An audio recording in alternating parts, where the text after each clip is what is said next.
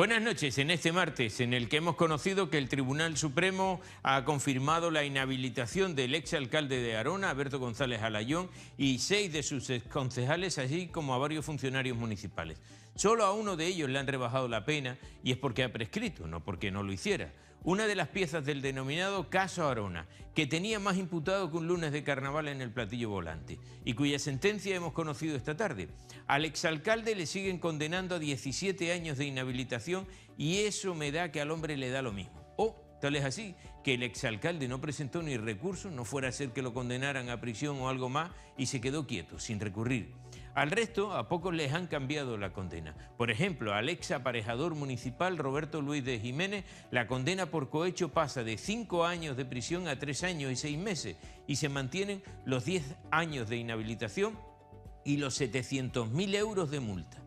Cuando he leído esta multa, 700.000 euros de multa, lo primero que me he preguntado es, ¿y cuánto ha mamado para que le pongan 700.000 euros de multa? Porque recuerden que es por cohecho, es decir, por cobrarle a la gente por hacerle cosas.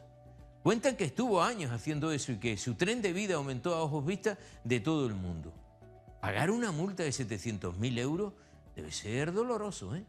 Al ex concejal de urbanismo, Félix Sierra, y el ex arquitecto municipal Eliseo de la Rosa González le han rebajado su condena por cohecho de 4 años a 2 años y 8 meses de cárcel, con 8 años de inhabilitación y una multa también considerable, 500.000 euros para cada uno.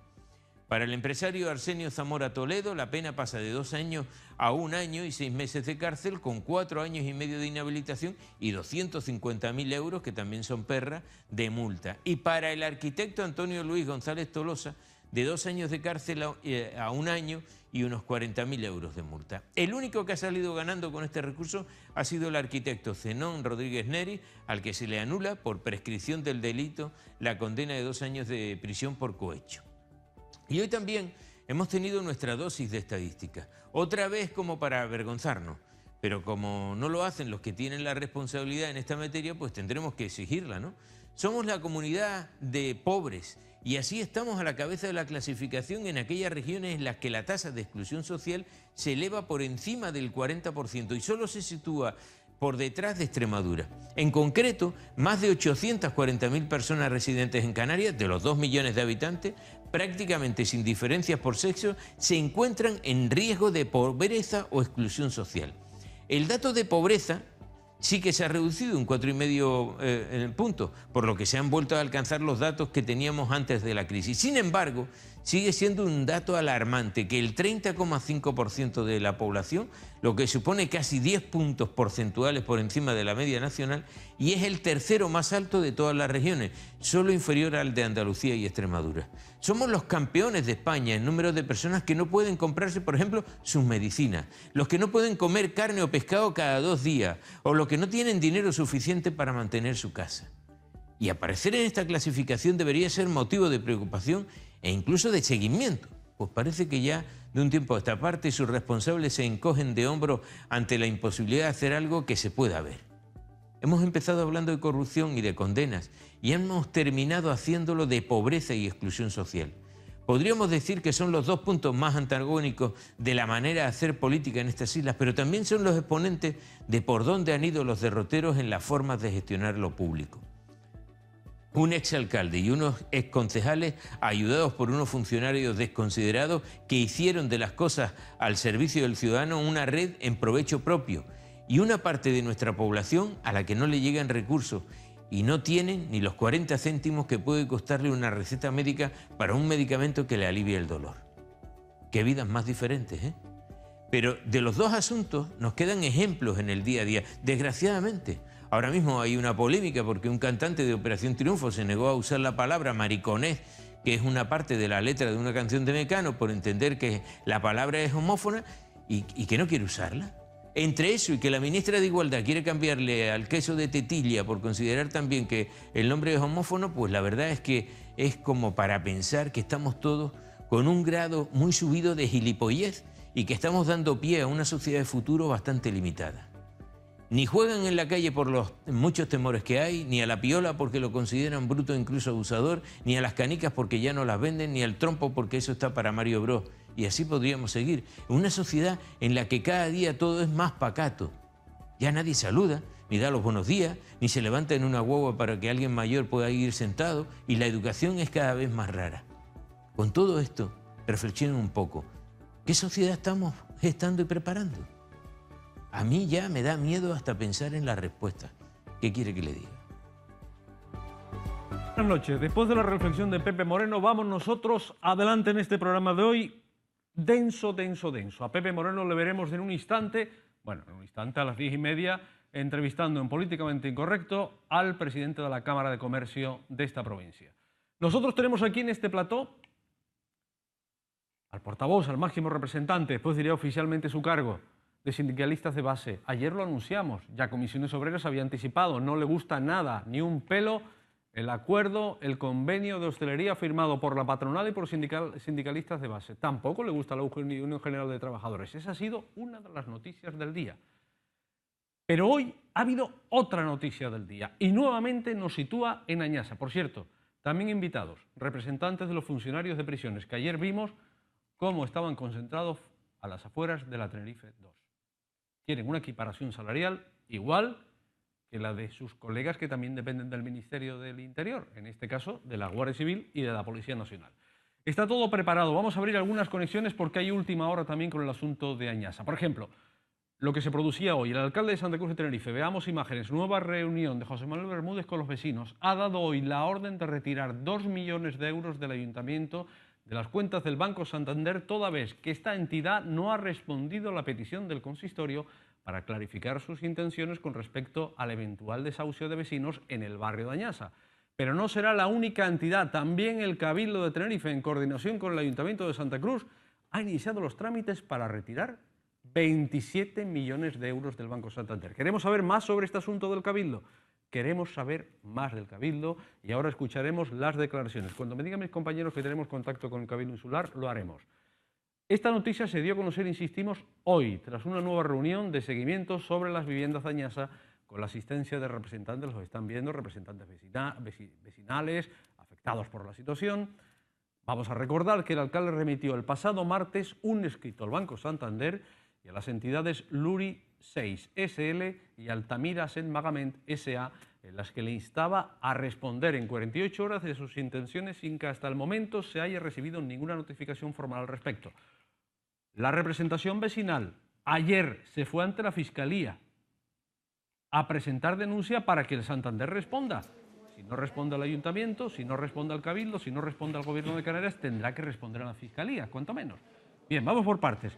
Escuchemos resultado de la reunión de hoy con el alcalde.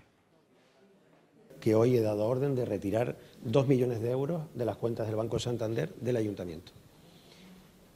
Me consta que el Cabildo de Tenerife va a hacer algo similar con los fondos que tiene el Cabildo, pero no podemos permitir que el Ayuntamiento solicite información a una entidad financiera de la cual nosotros somos clientes, el Ayuntamiento es cliente, y no haya ninguna respuesta oficial a un escrito del alcalde, o a un escrito del presidente del Cabildo, o a un escrito de la consejera de Asuntos Sociales del Gobierno de Canarias. Es decir, eso sinceramente no lo podemos permitir, eso es inadmisible. Fíjense que yo fijé un plazo de 48 horas y hemos esperado casi una semana, más de una semana, porque la reunión fue el lunes pasado, hoy es martes.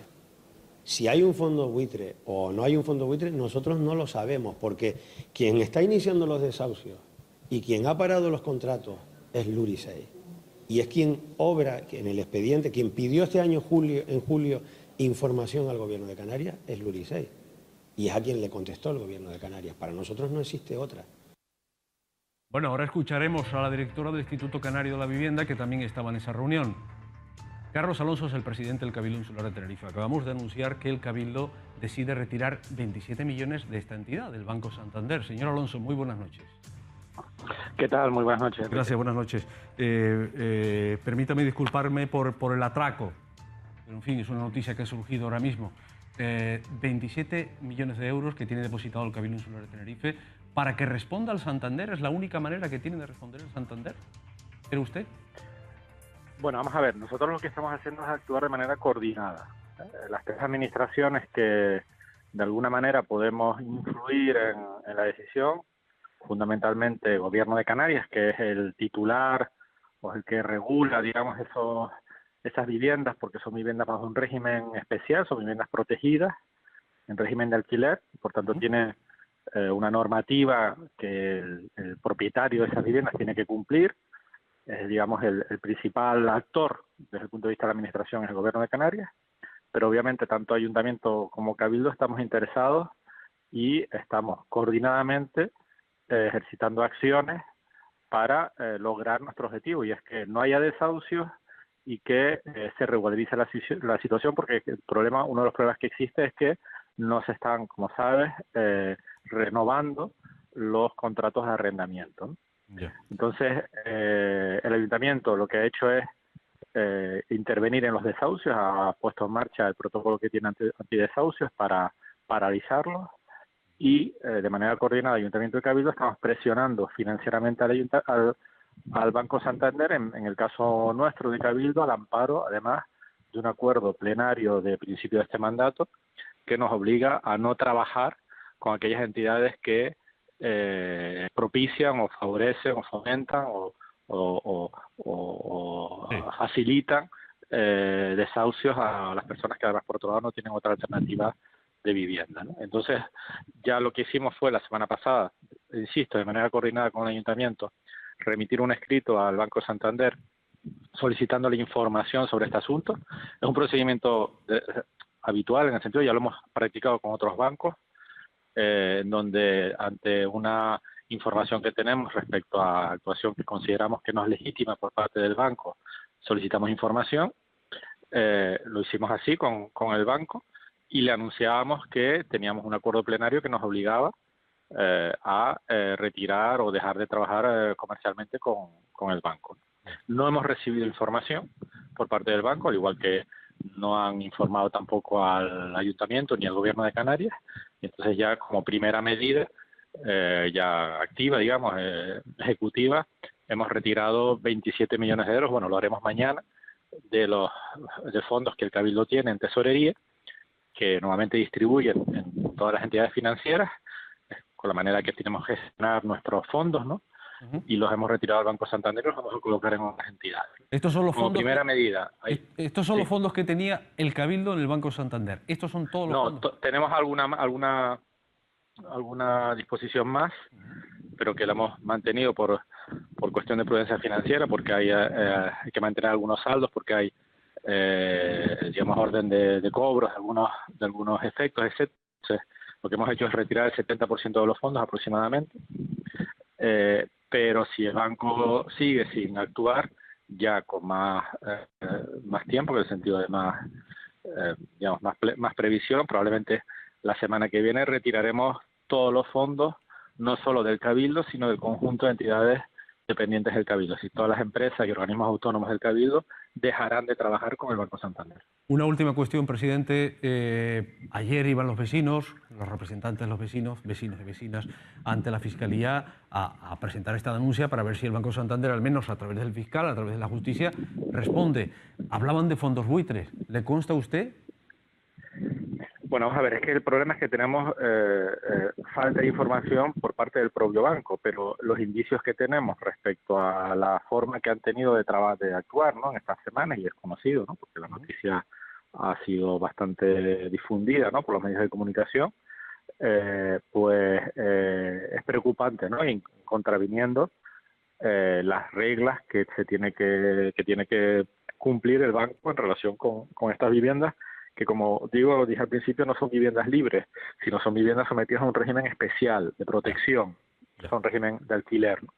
Entonces, no pueden, por ejemplo, vender esas viviendas sin conocimiento de la Administración, no pueden cambiar las condiciones de alquiler sin conocimiento de la Administración, no pueden evitar que los arrendamientos se renueven, cosas que están haciendo. Es decir, todas estas cuestiones que conocemos a través de los vecinos, no lo pueden hacer, incumple la normativa, y ahí también el gobierno anunció hoy en la reunión que va a iniciar un expediente sancionador al titular de esas viviendas, que es un filial, como saben, del Banco Santander, para empezar a tomar digamos ya medidas sancionadoras. Me parece muy bien lo que han hecho los vecinos, porque yo creo que no se puede permitir que las entidades financieras, cualquiera que sea, trabaje de esta manera, sobre todo después de la crisis financiera que hemos tenido, donde se ha invertido mucho dinero para sacar adelante a los bancos, y que ahora están actuando de esta manera, vendiendo sus activos inmobiliarios a fondos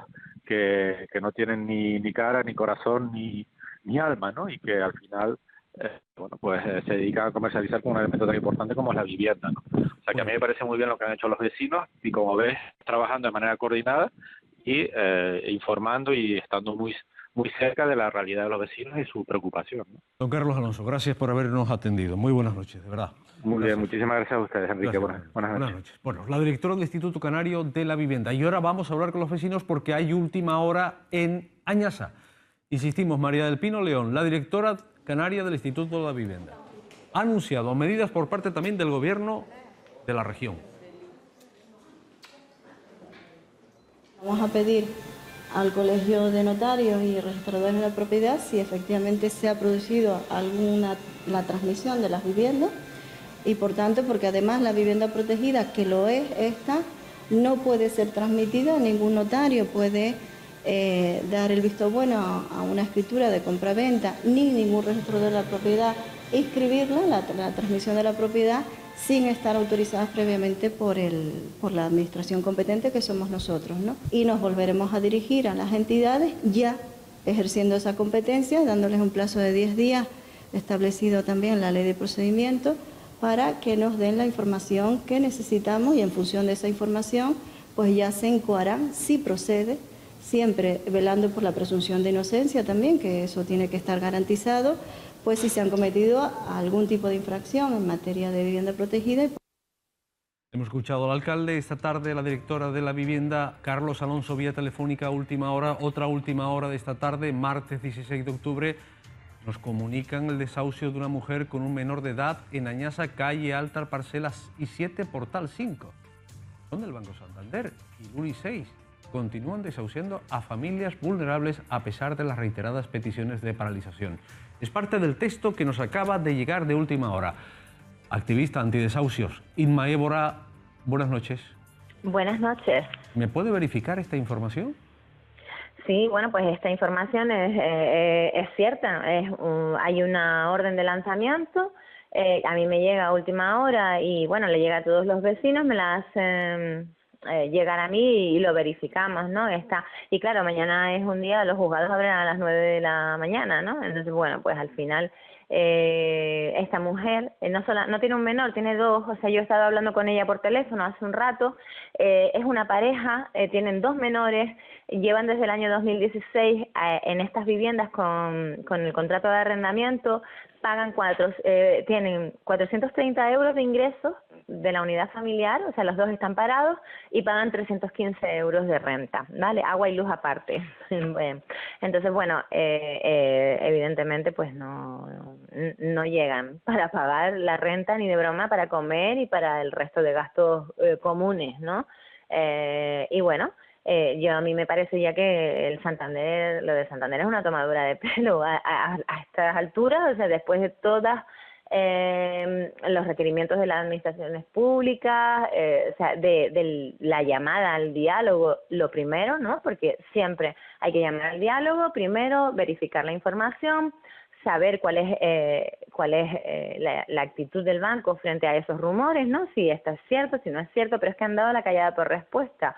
Después se contradicen en informaciones porque por un lado llaman diciendo que van a parar todos los desahucios, por otro lado se siguen instando desahucios y no hay intención en los juzgados de parar porque los desahucios que se han parados no están parados del todo, están aplazados. Entonces hay una intención clara de seguir adelante, porque si no desjudicializas todos los procedimientos y partimos de cero, revisamos rentas, etcétera. Los indicios de incumplimiento, bueno, son tremendos. Es que hoy estábamos reunidos en la Asociación de Vecinos y, bueno, pues no hacen sino llegar personas con incumplimientos de contratos o incumplimientos de las rentas. O sea, es una estrategia. He estado hablando también con personas de la península, con abogados de la península, y me estaban corroborando que es verdad, que está pasando en otros sitios, que la forma de actuar es hacer que muchas familias generen deuda para tener la justificación de echarlos. Por otro lado, resolver contratos, etcétera. Eso en las viviendas del Banco de Santander, Banif o Luri 6, que son lo mismo, ¿vale? Por mucho que ellos digan que no y que su directora territorial quiera decirle a las administraciones públicas que no, que esto no es así, que eso no es del Banco de Santander, pues bueno, pues es mentira, porque además tú te remites a los datos del registro mercantil y lo ves claramente, ¿vale? Entonces nos están engañando, están incumpliendo el decreto de vivienda al que se tienen que acoger, incluso, pero ya hay incumplimientos tales como que la función social de la vivienda, tú sabes que son viviendas que tienen que estar habitadas y ser destinadas a vivienda habitual. Hay viviendas que nos estaban diciendo los vecinos que llevan años vacías y eso también se puede contrastar. Después, contratos sin visar y bueno, etcétera, todas las cosas que se han denunciado ante la Fiscalía. ¿Qué pasa? Yo creo que es el momento de que las administraciones públicas ya se pongan duras, porque la retirada de los fondos es dura, pero hay que ir a la justicia y hay que pedir que ante estos indicios se paralicen todos los procedimientos, porque es que son intencionados muchos de ellos, o sea, el dificultar el pago de las rentas a los vecinos, y no todo el mundo tiene el mismo nivel de conocimientos y no todo el mundo sabe cómo actuar ante esto, ¿no? Bueno, este último desahucio, pues esta chica decía que a ella no le había llegado nada, que le había llegado a la balista y que hoy mismo, bueno, había ido a solicitar abogado de oficio, ¿vale? Pero es que este desahucio es mañana, a las 11 de la mañana, los juzgados abren a las 9 y esto ya ha pasado del juzgado correspondiente al Servicio Común de Notificaciones de Embargos, a la Comisión Judicial, ¿vale? Entonces, tenemos un tiempo, vamos, escasísimo, o sea, hay que actuar deprisa y, bueno, yo creo que hay que ya ser un poquito más contundentes, incluso utilizando la justicia. Porque el procedimiento administrativo, el Gobierno de Canarias, o sea, todos estamos trabajando actualmente codo con codo, es verdad, ¿vale? Y hay que reconocerlo, el interés que se ha puesto y además es que el riesgo que corremos depositando en manos de fondos buitres nuestro parque de viviendas, ¿vale? Entonces, ante eso que ya se ha tomado conciencia, hay que actuar un poquito más contundentemente y yo creo que es que hay que parar todo esto en los juzgados y solicitarle pues al fiscal, o sea, que Gobierno de Canarias, Cabildo, Ayuntamiento, soliciten a la justicia que intervenga, porque yo creo que es que ya más no podemos hacer. Bueno, sí, podemos ir a más, podemos seguir haciendo acciones, que es la intención es seguir haciendo cosas, ¿no? Y presionando al Banco de Santander. Lo que pasa es que creo que esto ya es una tomadura de pelo, una falta de respeto a los canarios y a las canarias, o sea, a la propia, ¿sabes?, al gobierno canario, a la ciudadanía canaria, o sea, no tienen ningún tipo de respeto, ¿no? Simplemente recordar que ustedes han dicho que mañana, miércoles 17 de octubre, a partir de las 9 de la mañana, estarán acompañando a Valeria, Sí. una madre con un menor, a su cargo. No lo van a permitir, dicen, no más gente sin casa, ni más casas sin gente. Inma Évora, gracias, buenas noches, de verdad. Muchas gracias. Buenísimas noches. Bueno, un par de mensajes. Tengo ya aquí el invitado, pero en un instante le saludo. Déjenme que busque, por favor, los mensajes que tengo aquí pendiente en relación a este asunto. Bueno, porque si no después se me pasan y no los voy a leer. Buenas noches. No olvidemos que el presidente de ese banco, suponemos que es Santander, fue indultado por los políticos de turno y ahora los fondos buitres también otra mafia en manos de políticos y familias, en perjuicio de los más débiles. Hay que terminar con todo esto. Otro mensaje. Buenas noches. Buah, solo 2 millones. Eso es un bien queda. Esto se veía venir. Es cierto que es una acción a la no respuesta del banco, pero esto no soluciona los problemas de los vecinos y los hubiera retirado todo, no solo todo, no solo 2 millones. 27 retira el Cabildo, ha dicho el presidente que queda algún remanente más y si no hay respuesta lo quitarán absolutamente todos. Última cuestión, y ya se sabe que el banco vendió a un fondo buitre desde ayer, ¿qué? Lo dijo Inma Évora, que fue a la Fiscalía, lo vimos aquí. Como el alcalde dice hoy en el vídeo, que acaban de poner que no se sabe si hay un fondo buitre, eso dice alguien. Bien, dicho lo cual, vamos acelerando este programa porque se nos amontona el trabajo. Hoy se ha sabido también que la Sala Segunda del Tribunal Supremo ha confirmado la pena de 17 años de inhabilitación para este hombre, el exalcalde de Arona y 6 concejales de este municipio por el delito continuado de prevaricación urbanística y otro delito de prevaricación en el denominado caso Arona.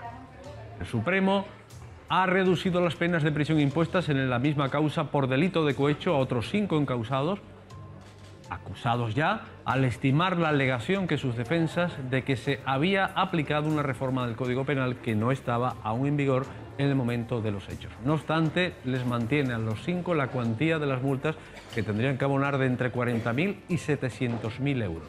Por otro lado, se absuelve a un 6º acusado de cohecho, el arquitecto externo Selón Rodríguez Neris, por prescripción del delito. Y termino. El Supremo ha estudiado los recursos planteados por 10 de los 12 condenados por la Audiencia Provincial de Santa Cruz de Tenerife, ya que 2 de los condenados, el exalcalde José Alberto González Reverón y el exconcejal Afonso Barroso Armas, ambos con condena de 17 años de inhabilitación por 2 modalidades de prevaricación, no recurrieron al Supremo.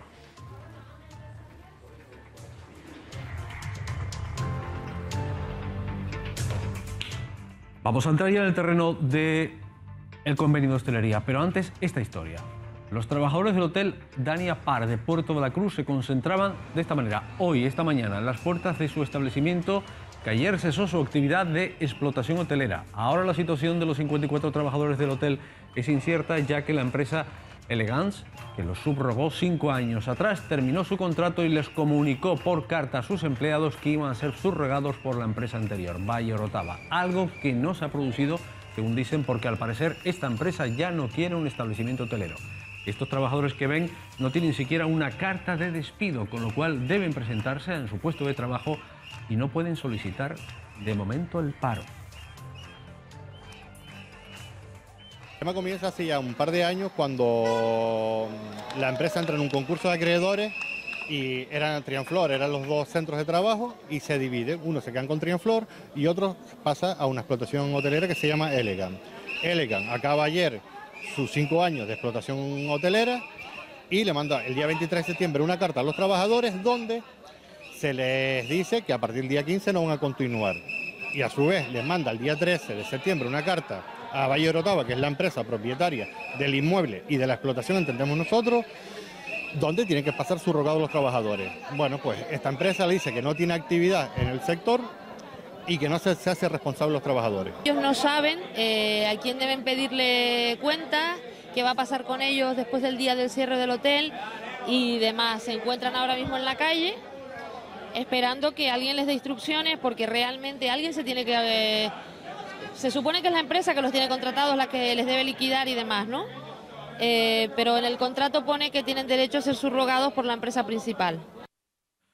Los representantes de UGT se reunían ayer con el alcalde López Afonso. Había un run que iban a hacer obras en el inmueble. Vale, pues ayer tenemos una reunión con el alcalde a la 1 del mediodía explicándole la situación y si es verdad si habían solicitado tipos de obras. Nos dice el alcalde que sí, que en mayo se solicita una por obra mayor y hace 2 meses una por obra menor. Nosotros el sindicato entendemos que para eso está la figura del ERTE. La figura del ERTE es, oiga, cuando usted cierra una empresa por reforma, 3, 4, 5, 6, 7 meses, los que sea, los compañeros se van al paro. Una vez que usted acabe las obras, como va a seguir la actividad económica como hotel, tiene que recoger a esos trabajadores y hay que pactarlo entre el comité de empresa y las empresas. Hoy la patronal daba rueda de prensa para hablar del convenio colectivo del sector. Obviamente teníamos que preguntarle sobre esta cuestión. Entendemos que hay una situación particular que obedece a la situación de unos trabajadores con respecto a una empresa en función, creo, de una terminación de un contrato de explotación que había con otra entidad. Nos han confesado la entidad saliente que los monumentos, o sea, las nóminas y todos los derechos de los trabajadores se han cumplido hasta el último momento y ahora se trata de ver qué pasa con la empresa que tiene que recibir a esos trabajadores o no, pero eso no somos nosotros quienes lo tienen que dictaminar. Lo único que sí, bueno, en caso de que tengamos que intermediar, pues encantadísimos de hacerlo, porque lo que está claro es que los derechos de los trabajadores están ahí, hay que respetarlos y también el derecho del empresario hay que respetarlo en su caso. Nosotros no somos jueces, pero sí podemos ser parte en que las dos partes pues puedan llegar a algún tipo de intermediación. Jorge Marichal decía esto tras esta rueda de prensa en la que Asotel y sindicalistas de base, organización sindical mayoritaria en el sector de la hostelería en la provincia, tal como contamos ayer, con 8 de los 15 representantes en la mesa negociadora, presentaban el nuevo convenio colectivo que va desde este año hasta el 2022, que recoge una subida salarial total del 10,25%. Se trata del mayor incremento firmado por el sector hotelero en la provincia y que va a beneficiar a unos 63.303 trabajadores de hostelería en Santa Cruz de Tenerife. Entendemos que en este convenio se han recuperado algunas cosas que en el convenio anterior se habían dejado por cuestiones de flexibilidad y bueno, obedecemos a una situación del mercado razonable, es decir, hemos tenido unos buenos años que se tienen que ver reflejados sobre todo en el aumento de las cantidades que van a cobrar. Pero bueno, también responsabilizados en que el medio y largo plazo, estos 4 años de convenio, nos dan una estabilidad en el sector ante un periodo que viene que se ve incierto. Son alrededor de unos 63.000 trabajadores los que están cubiertos bajo el paraguas de este convenio, cosa que bueno, denota la importancia del sector y la pujanza del sector turístico, porque no solamente es el alojativo, el sector turístico en servicios. Bueno, aquí hay un representante de sindicalistas de base, hablaremos con él. Ayer ya contestaba a este convenio Comisiones Obreras y decía que no. Por ejemplo, Comisiones Obreras, leo en un teletipo, decía el secretario general de esta formación política, Inocencio González, lo decía en rueda de prensa, que su sindicato no ha firmado el convenio de hostelería para este periodo porque, entre otras cuestiones, el salario se mantiene inferior a un 20% si lo comparan con el de Las Palmas. Hoy la Unión General de Trabajadores no entiende el motivo por el que se mantienen las grandes diferencias económicas con el convenio colectivo precisamente de la provincia hermana. La diferencia en las tablas salariales en ambas demarcaciones del archipiélago llega a alcanzar, según los cálculos de esta organización de la UGT, el 29%. Se sigue perpetuando un tipo de convenio donde es un convenio de mínimo y donde haya una representación fuerte se deriva a los pactos salariales, que es como si fueran pues convenios, mini convenios de empresa. Mientras que en Las Palmas, que consideramos el modelo y que donde no el modelo, sino al donde nosotros queríamos con esta no firma seguir manifestando que tenemos que estar en esa línea, el convenio es de máximo, los salarios potencian y permiten que todos los trabajadores tengan unas garantías salariales y que luego aquellos hoteles donde tengan más capacidad, porque puedan luego negociar mejoras sobre ese convenio de máximo, no se les impide, igual que tampoco se impiden en Las Palmas. En salario base se da un caso, vamos, hay una diferencia comparado con los salarios de Tenerife de igual categoría de alrededor de unos 200 y pico, 300 euros. Nuestros cálculos están alrededor de un 29% salarialmente en cuanto a Las Palmas. Por otro lado, no entendemos que los fondos de los comités existan en esta provincia cuando hay una ley orgánica de libertad sindical, que provee a los comités de empresa de todas las herramientas necesarias para hacer su trabajo de representación en las empresas. Con lo cual es surrealista estar pidiendo dinero cuando ya la ley por sí te ofrece que la empresa está obligada a darte los materiales para la representación. Recordemos, ayer Comisiones Obreras, en palabras de su secretario regional, Inocencio González venía a decir, y lo leo para no equivocarme, que la intención de Comisiones Obreras es impedir que se lleve a cabo lo firmado. Secretario de Comunicación de Sindicalistas de Base, Manuel Fitas, que estaba en esa rueda de prensa, pero esta noche está aquí. Muy buenas noches. Buenas noches. Ustedes, la patronal ustedes, y enfrente Comisiones Obreras y la UGT. ¿Cómo se lee esto? Por el principio, tenemos que empezar. Es cierto que Comisiones Obreras está diciendo que quería equiparar los salarios con el salario de Las Palmas, pero es que tuvo la oportunidad hace 3 años. Hace 3 años, recordar que hubo una negociación de un convenio que yo creo que generó lo que nosotros anunciábamos, un convenio que se firmó en contra de la voluntad demostrada mayoritaria de los trabajadores, generó una conflictividad, pero una conflictividad doble. Hay 2 partes. Ese convenio no lo firmó en su día UGT, pero sí ha reconocido, he oído a su secretaria general hablar de la diferencia del modelo salarial. Cierto es que lo que no puede ser es lo que pasó en el convenio anterior, aparte de que nació Sindicalistas de Base de ahí, de llegar un señor con un poder notarial, destituir a la comisión negociadora, irse, no preguntar a nadie. Así le ha ido, de tener en el anterior convenio, no hace tanto, hace 3 años tenía 12 representantes, comisiones obreras por 3 UGT, que en apenas 2 años y medio sindicalistas de base se sienta en una mesa negociadora con un convenio vigente. Llega a la situación de desestabilización del sector por dos motivos. Porque Comisiones Obreras empieza a impugnar su propia firma. Ellos firmaron el artículo 32, que es el que vincula y regula todos los pactos salariales que existen en el sector de la hostelería, y según firman empiezan a iniciar una serie de demandas por discriminación salarial, que pese a que inicialmente, lo hemos comentado en este plató varias veces, 3 juzgados de lo social fueron desestimadas por el Tribunal Superior de Justicia, entendió que sí existía esa discriminación, porque quizá no estaba establecido como está en el nuevo convenio, precisamente, que también lo critican, en base al acuerdo laboral de ámbito estatal de hostelería, que es el que define las áreas funcionales, los grupos y las categorías. Este nuevo convenio lo que ha hecho precisamente es acatar la sentencia y poner los medios para que tanto en el artículo 32, en el reparto del porcentaje de servicios, como en los pactos salariales, no solo no se establezca ningún tipo de discriminación entre trabajadores de los mismos grupos profesionales y salariales, sino tampoco por antigüedad o incluso por modalidad de contratación. Cierto es que en la provincia de Las Palmas existe un salario base que es más alto del que establece el convenio de Tenerife. Pero también cierto es que cuando se habla de un 10-25%, que le parece insuficiente, tenemos que hablar de 3 bloques de trabajadores. La restauración. La restauración de esos 63.000 trabajadores que hablábamos, parece que son los grandes olvidados, pero hay 36.000 trabajadores, si no me equivoco, en el sector de la restauración de los 63.000, si no me equivoco. Y de esos 37.000, el incremento que se ha establecido en el nuevo convenio no es el 10-25, es un 20% de incremento, un 12% de incremento el primer año. Y a partir de ahí, los 3 años siguientes, el incremento pactado para el resto del 2,75, el 2,5 y el 2%. Eso significa que un camarero, un cocinero de los bares, de las cafeterías, de los restaurantes va a tener un incremento ya en el primer año de vigencia del convenio de 1.680 euros de más al año, ese 12%, y que va a servir probablemente para que empiecen a cumplirse más el convenio en ese tipo de empresas. Cierto es una comparación que salió también, el 19% de incremento que se produjo en el convenio de Baleares. Una lucha contra la economía sumergida. Hay que pasar del dinero en efectivo que compensa en la mayoría de las empresas de restauración, creo que no es discutible, a que empiecen a pasar a la nómina y a lo mejor empezar ya, en vez de hacer esas largas jornadas de 10 horas y librar un día, pues tener sus 8 horas y sus 2 días de descanso.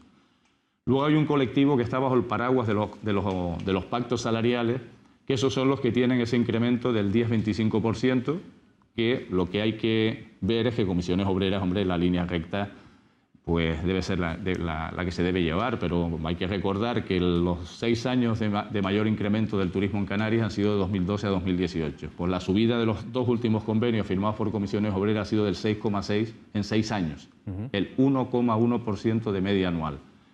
Este convenio, aparte del anterior, el propio presidente lo decía, pero yo creo que el mayor problema del convenio es que un convenio, el primer objetivo que tiene que tener es dar estabilidad al sector. Firmar con los que representan a los trabajadores y representan a los empresarios. En este caso es evidente que los trabajadores, después del último convenio, han hablado, sindicalistas de base, con el voto de decenas de miles de trabajadores, ha elegido ya 621 delegados. La UGT ya supera a Comisiones Obreras eligiendo 141 y Comisiones Obreras 121. Sí. Eso en ese periodo, desde que nació Sindicalistas de Base hasta hoy. Ya, bueno, es un éxito de Sindicalistas de Base. ¿Un éxito? ¿Un éxito o un demérito de los otros? Bien, yo creo que Sindicalistas de Base, más que el nombre del sindicato, es las personas. Las bases que realmente, por ejemplo, se dice, no, Comisiones Obreras está en contra del convenio. Y yo pregunto, ¿quién? Sindicalista de Base ha aprobado el convenio. Lo ha aprobado con un debate interno importante. Había muchos compañeros que decían que se veía que precisamente por lo que decía la UGT. Por eso colectivo, que son 6.000 trabajadores, pero también son importantes los que están solo al salario base y que tienen unos incrementos adicionales, porque el incremento del salario base no es del 3%, va del 3,5 al 5,7. Pero también ellos entendían que había que incrementar más el salario base de esas empresas. Pero claro, estamos hablando de hoteles pequeños de Santa Cruz, y precisamente hoteles donde no están sindicalistas de base. Quizá no han hecho su trabajo. Pero en esa situación, a mí me gustaría ver cómo tuvieran la capacidad movilizadora y de involucración en el sindicato que tiene nuestra gente.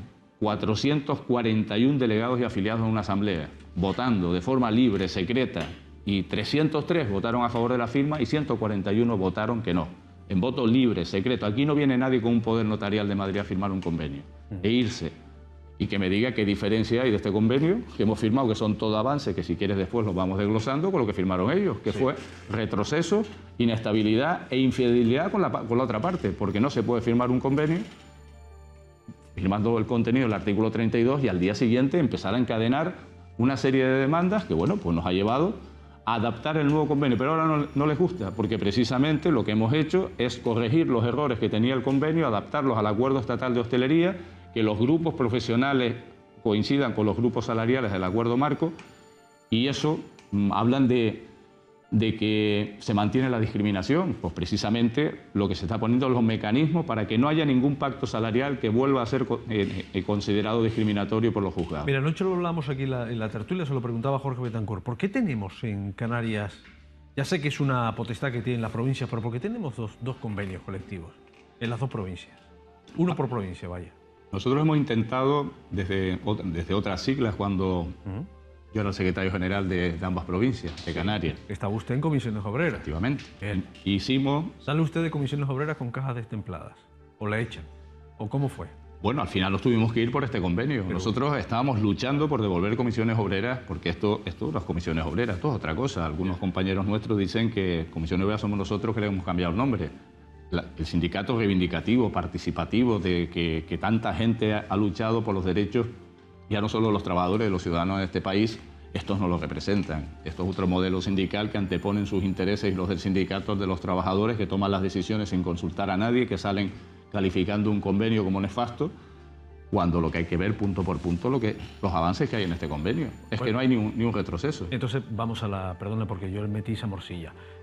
Porque me parece que la gente que no tiene ni idea de esto tiene por lo menos que tener datos suficientes de quién es quién, y eso ya lo hemos aportado. La pregunta es... convenio regional. ¿Por qué tenemos dos? ¿Por qué no tenemos un convenio regional?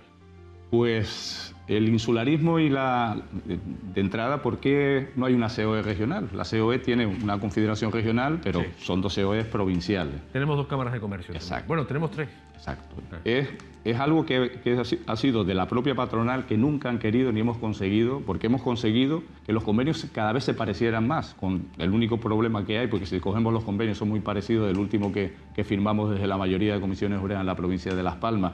Han venido retrocesos después de derechos también en dicha provincia, pero cada vez era más parecido el texto. Solo se buscaba ya el hacer un incremento, que puede ser un sistema de equiparar los salarios que planteaban. El único problema que cuando se habla, pues sí, el salario base de un camarero en la provincia de Las Palmas está en 1.323,19 euros y en la provincia de Santa Cruz de Tenerife está sobre 1.100. Pero claro que un camarero del BES Tenerife cobra 1.898,76, un hotel de 4 estrellas.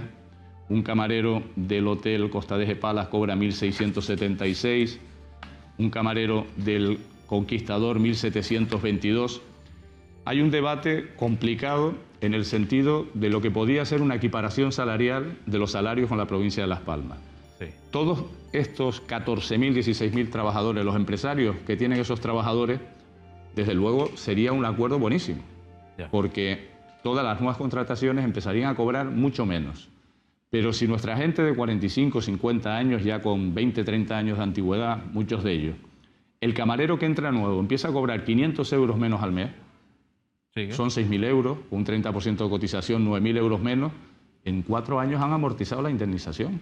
Hemos bajado el salario de nuestra gente. Entonces es un debate que hemos tenido en el interno del sindicato, pero de momento lo que se ha planteado es incrementar el salario base y precisamente a ese colectivo que está pagando solo el salario base, pues tener preparados 54 actos preparatorios dirigidos al juzgado de lo social, ya ves que solo está por poner la empresa a la que es, para requerirles a que aporten el pacto salarial y el porcentaje de servicio que no están aplicando. Ese es el problema, es que hay determinadas empresas donde no está sindicalistas de base prácticamente en ninguna, que no aplican el convenio correctamente y que hay una deficiencia sindical de ejercer lo que hay que ejercer. Pues sindicalista de base, pero no está representado, vamos a presentar 54 actos preparatorios en esas demandas para que empiecen a tener unos salarios en concordia Señor Fitas, le parecerá mentira, pero me quedan 4 minutos. Guay. Y tengo el recibidor lleno de gente. Ya después vamos a ver esa imagen, que también es un tema laboral con los funcionarios de prisiones. Pero, oiga, ¿esto se puede interpretar que ha sido un éxito de sindicalistas de base? ¿Han convencido ustedes a la patronal? ¿La han llevado a sentarse con ustedes? ¿Ha sido una finta o un...? Hombre, la patronal ha adelantado, como decía... ¿Se los han llevado ustedes al huerto? Yo creo que ha sido una petición de la patronal. La patronal estaba en una situación de sentencias que condicionaban las negociaciones en el ámbito sectorial con sentencias del Tribunal Superior de Justicia, tanto en la que interpusimos nosotros, que anularon varios artículos del convenio por discriminatorios, como que había que adaptar a las nuevas resoluciones judiciales el tema de los pactos salariales. Sí. Estabilidad yo creo que se va a dar, pero se han conseguido avances importantes, se ha aumentado la plantilla fija hasta el 65%, la precariedad de los turnos partidos, el plus de transporte se va a incrementar en €1,50 por día, son 33 euros más, porque claro, se habla de la subida salarial, pero empecemos a sumar. Todos los trabajadores a tiempo parcial ya tendrán de forma obligada que tener jornada continuada, no se les podrá partir el turno, se les tendrá que dar 15 minutos de descanso, las vacaciones y el modelo de compensación de festivo que elegía el empresario, ahora elige el trabajador. ¿Las camareras de piso, de las que tanto han defendido ustedes? Hombre, nosotros... ¿Qué se ha conseguido para ello? Pues se ha conseguido, yo creo, que no hay ningún convenio a nivel estatal más completo en prevención de riesgos laborales que cómo queda el convenio de nuestra provincia. Nosotros sabéis que participábamos en la plataforma por la defensa de los derechos de condiciones de trabajo, las camareras de piso. Sí. Esta es la resolución que se aprobó el 6 de abril de 2018. Inclusión en los convenios de hostelería de ambas provincias, la obligatoriedad de realizar la medición de tiempos y negociación en el ámbito de cada empresa de los acuerdos que regulen el trabajo diario de las camareras de piso. Dijimos, no habrá convenio si no hay una medición expresa de tiempos después de la finta que nos hicieron con la huelga de Navidades y la famosa guía de ICASEL, que iba a ser vinculante y ahora es de declaración de intenciones, pero... En esta provincia no es que tengan que aplicar el convenio como va a reformar Pedro Sánchez el Estatuto de los Trabajadores. En esta provincia está prohibida la subcontratación. En esta provincia se ascendió la camarera de piso del grupo salarial quinto al grupo salarial cuarto. En esta provincia se ha establecido la obligación de hacer las evaluaciones por parte de los servicios de prevención coordinadas con los comités de seguridad y salud de posturas forzadas, manipulación de cargas, movimientos repetitivos, carga física, carga mental, y se ha incluido la obligación de hacer una medición expresa de tiempos de los controles de trabajo en lo que se tarda en hacer una limpieza de cliente, de salida, de repaso, cama extra, etcétera, que les obliga a negociar un acuerdo que regule definitivamente su trabajo. No existe un convenio en todo el Estado más completo en materia de prevención de riesgos laborales. Hoy se comentaba qué le quedaban a las Kellys, decía algún periodista. Digo, pues hacer un seguimiento donde los sindicatos no hagamos bien nuestro trabajo, porque el convenio da herramientas, pero sin buenos delegados, sin buenos comités de seguridad y salud, sin buenos técnicos de prevención en el ámbito del sindicato, es muy difícil que todo esto se convierta en lo que realmente es el objetivo, reducir la carga física de las camareras de piso. Estamos hablando que hay en total 63.303 empleados en la hostelería.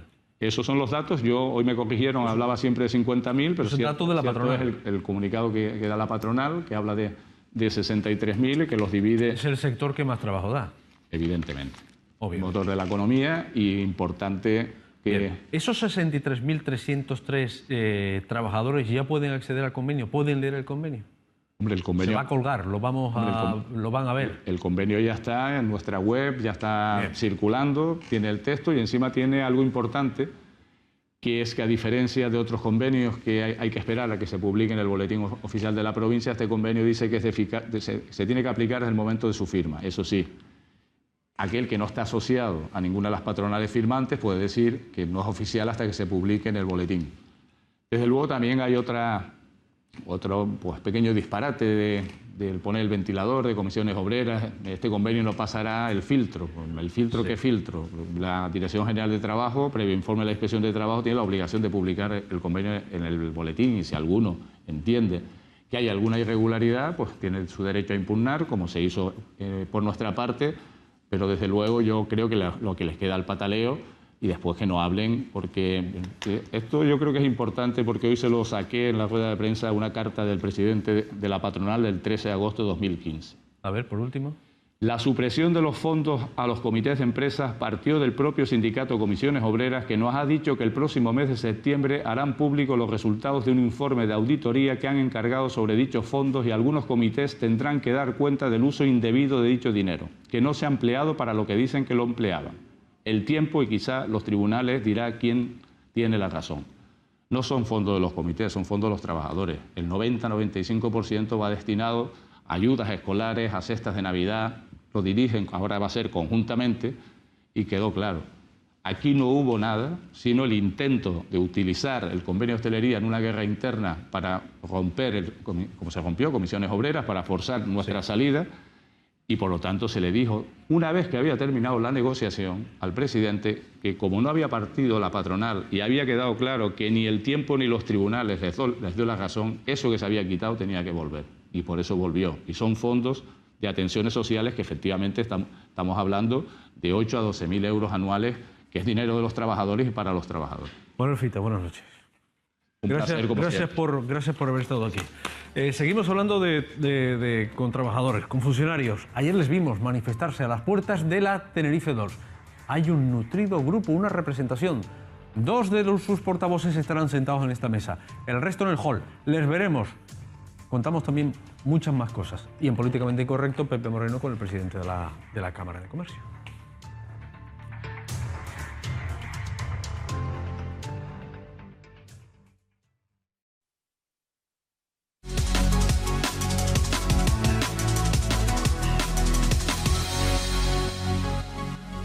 Bueno, una cosa que no he consultado con realización, sobre todo para, como decimos en televisión, cebar el tema que viene. ¿Es posible ver a los invitados? Digo, ¿es posible, Adán? Vamos a ver a los invitados. Es una nutrida representación de funcionarios de prisiones. Buenas noches a todos. Hay 2 en esta mesa, que ahora les presentaré, pero aquí viene el comité de fuerza, que podemos decir, ¿no? Aquí viene el equipo de apoyo a los representantes que están aquí, a los trabajadores. Los trabajadores de prisiones que ahora, si ayer no vieron el programa, ahora les volveré a contar porque tenemos imágenes grabadas de las manifestaciones, de las concentraciones, no solamente en la Tenerife 2, sino también en la subdelegación del gobierno también.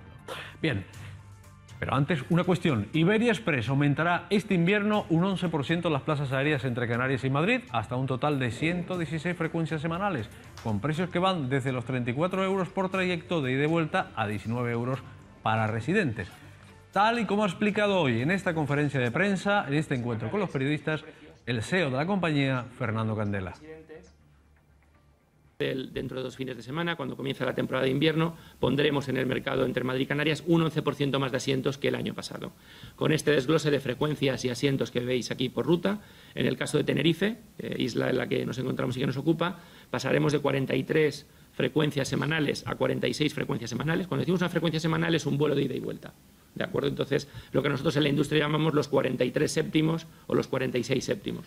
Son 3 frecuencias más a la semana, supone un incremento del 11% en asientos, y luego las 2 rutas que programamos en periodos más, lo que nosotros llamamos periodos estacionales, en Navidad, Semana Santa, sobre todo en picos de verano, vuelos directos desde Tenerife a Asturias y a Vigo, que realmente son muy buen valorados por los compatriotas del norte de España, ¿no? Asturianos y gallegos, que les encanta en esos periodos en que en la península, sobre todo en el norte de la península, no hace tan buen clima, Navidad y demás, pues venir a pasar unos días al archipiélago canario, ¿no?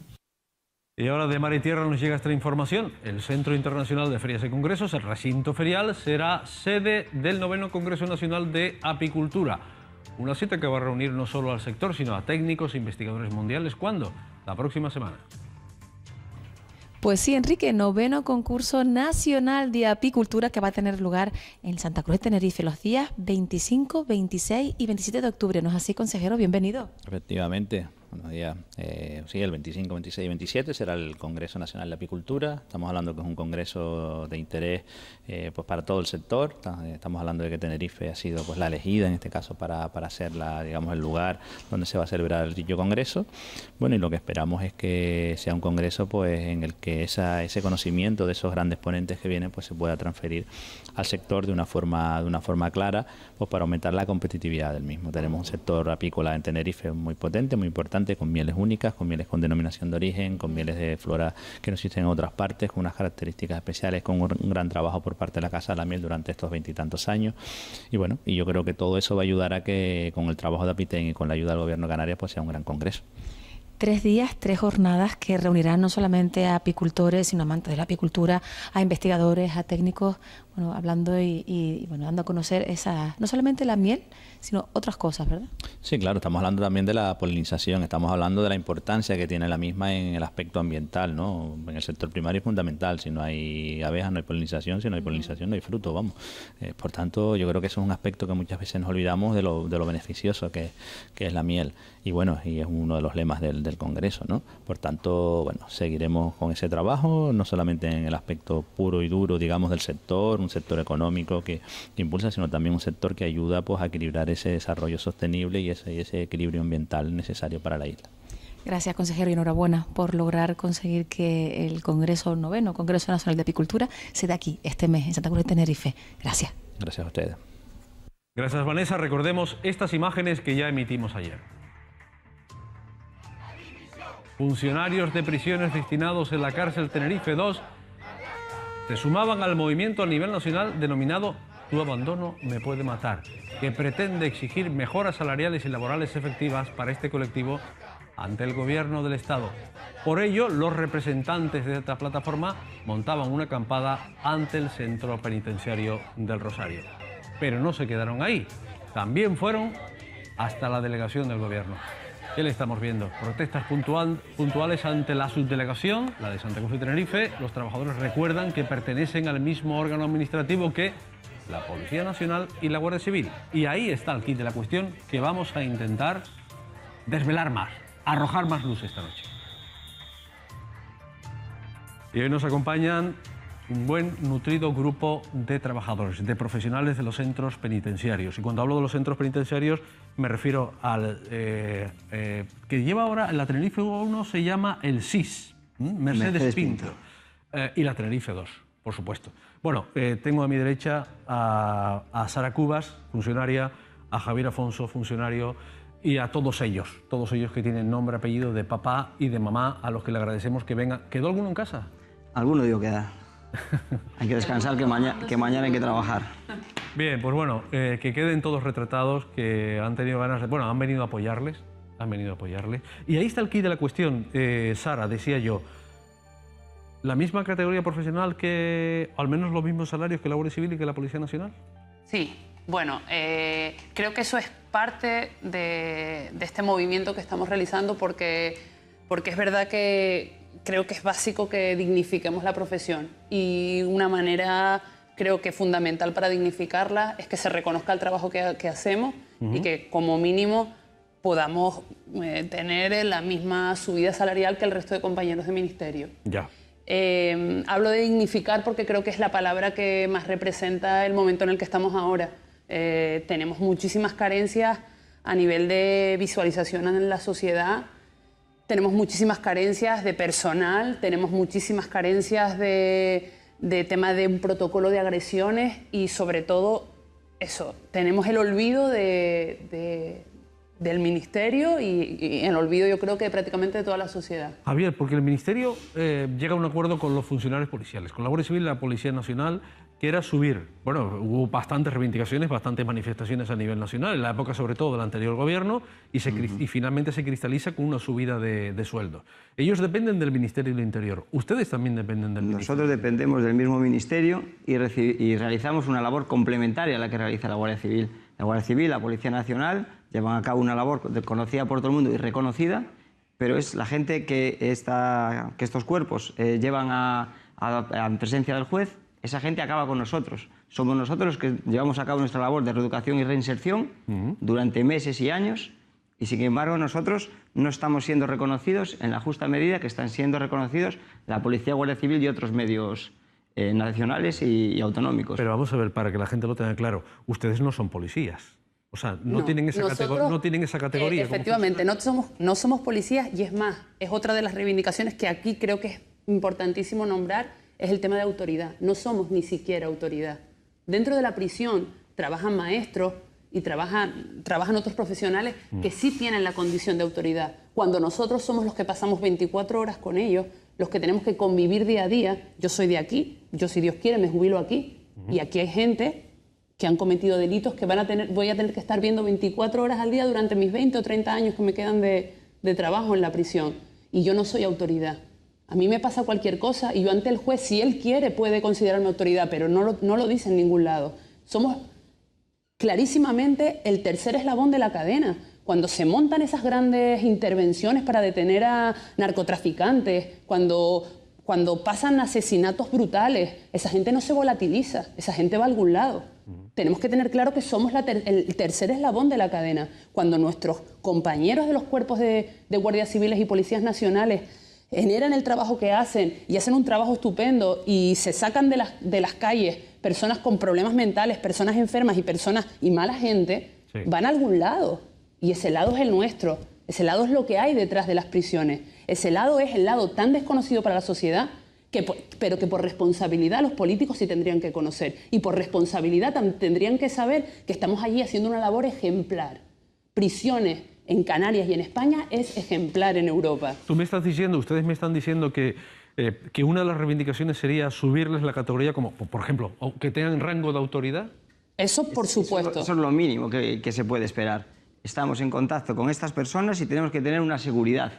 Nosotros ahora mismo, un interno nos levanta la mano, nos saca un cuchillo y estamos en una igualdad de condiciones. Puede hacer con nosotros prácticamente lo que quiera. Siendo agente de la autoridad, la situación cambiaría radicalmente. ¿Pero cómo cambiaría?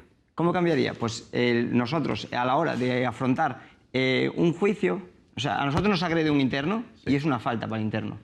No genera una causa. Pero si agrede a un agente de la autoridad, la falta es distinta. Correcto, eso es ya un delito. Y nosotros, mientras no nos consideren agente de autoridad, estamos en una situación de indefensión total.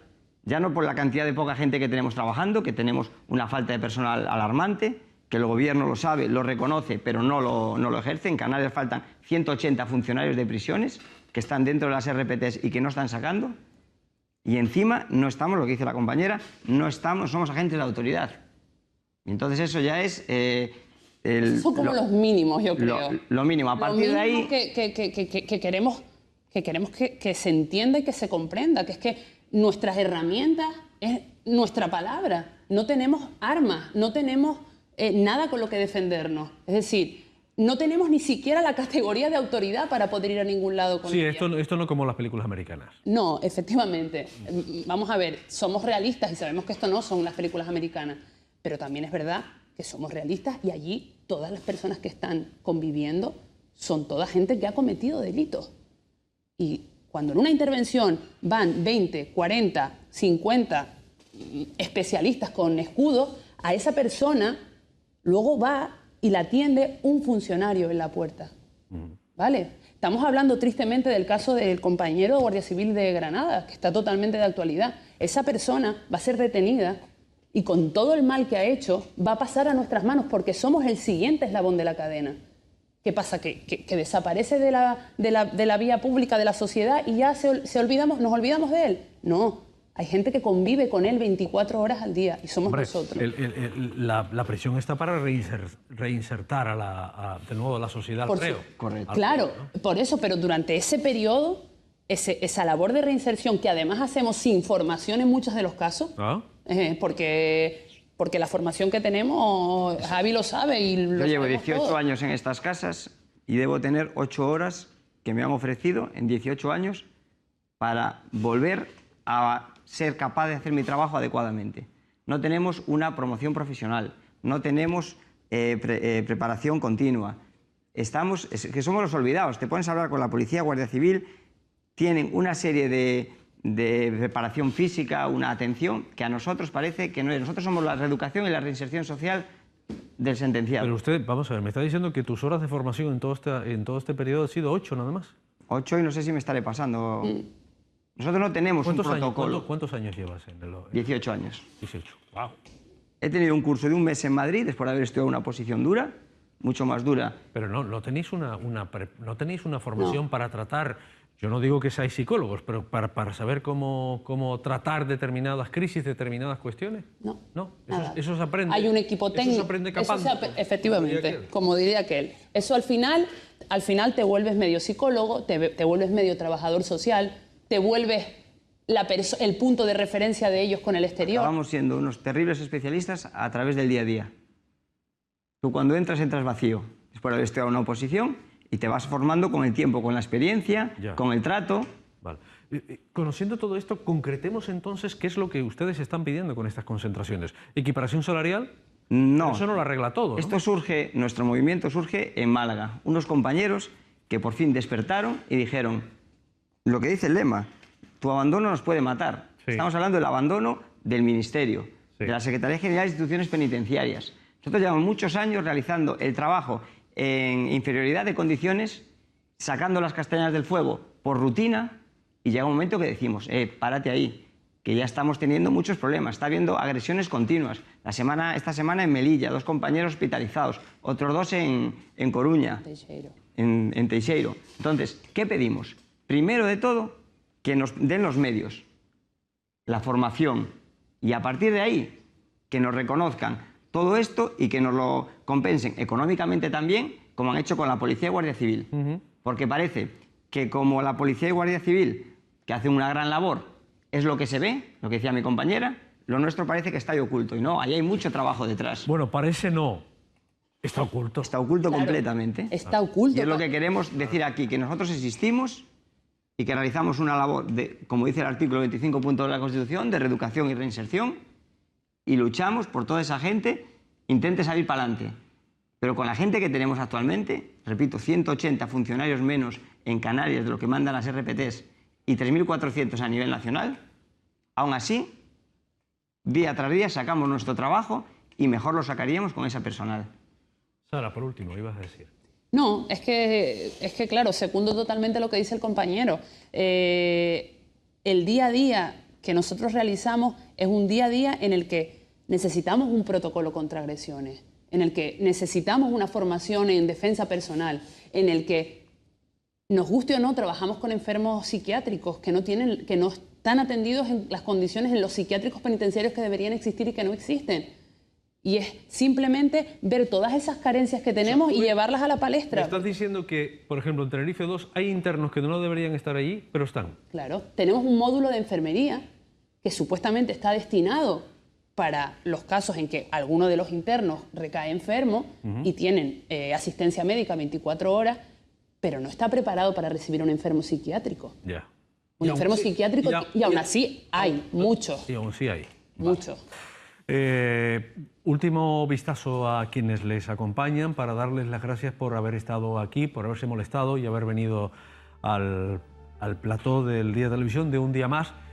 Los tenemos en el recibidor. Aquí no caben. No cabían. No cabían. No cabían, al menos en esta mesita tan pequeñita que tengo, que es como mi mesa de noche. Yo no quiero que se vayan sin que quieran apostillar alguna cosa más, porque a mí me ha quedado bastante claro y creo que a los televidentes también. Pues a seguir. ¿Movilizaciones? Movilizaciones, estaremos acampados esta semana hasta el sábado. ¿En la Tenerife 2? En la Tenerife 2, con nuestras visitas puntuales a la subdelegación del Gobierno. Y después hay convocadas por parte de los sindicatos una serie de huelgas a nivel nacional, los días 24 y 26 de octubre y 4 días más en el mes de noviembre, para dar a conocer que ya hemos llegado hasta aquí, que ya este abandono no podemos seguir porque ya estamos poniendo en riesgo nuestra propia vida. Javier, gracias, buenas noches. Muchas gracias. Gracias, Enrique. Oye, gracias a ustedes. No se me levanten, que tengo que despedir esta parte del programa y ya despedí a quienes nos acompañaban en la sala de estar. Oigo aplausos desde aquí. Seguimos. Al filo de las 11 volveré a estar con ustedes para ver la primera del periódico El Día y la información meteorológica de Vanessa Luis Ravelo. Ahora Pepe Moreno entrevista al presidente de la Cámara de Comercio. Bueno, pues...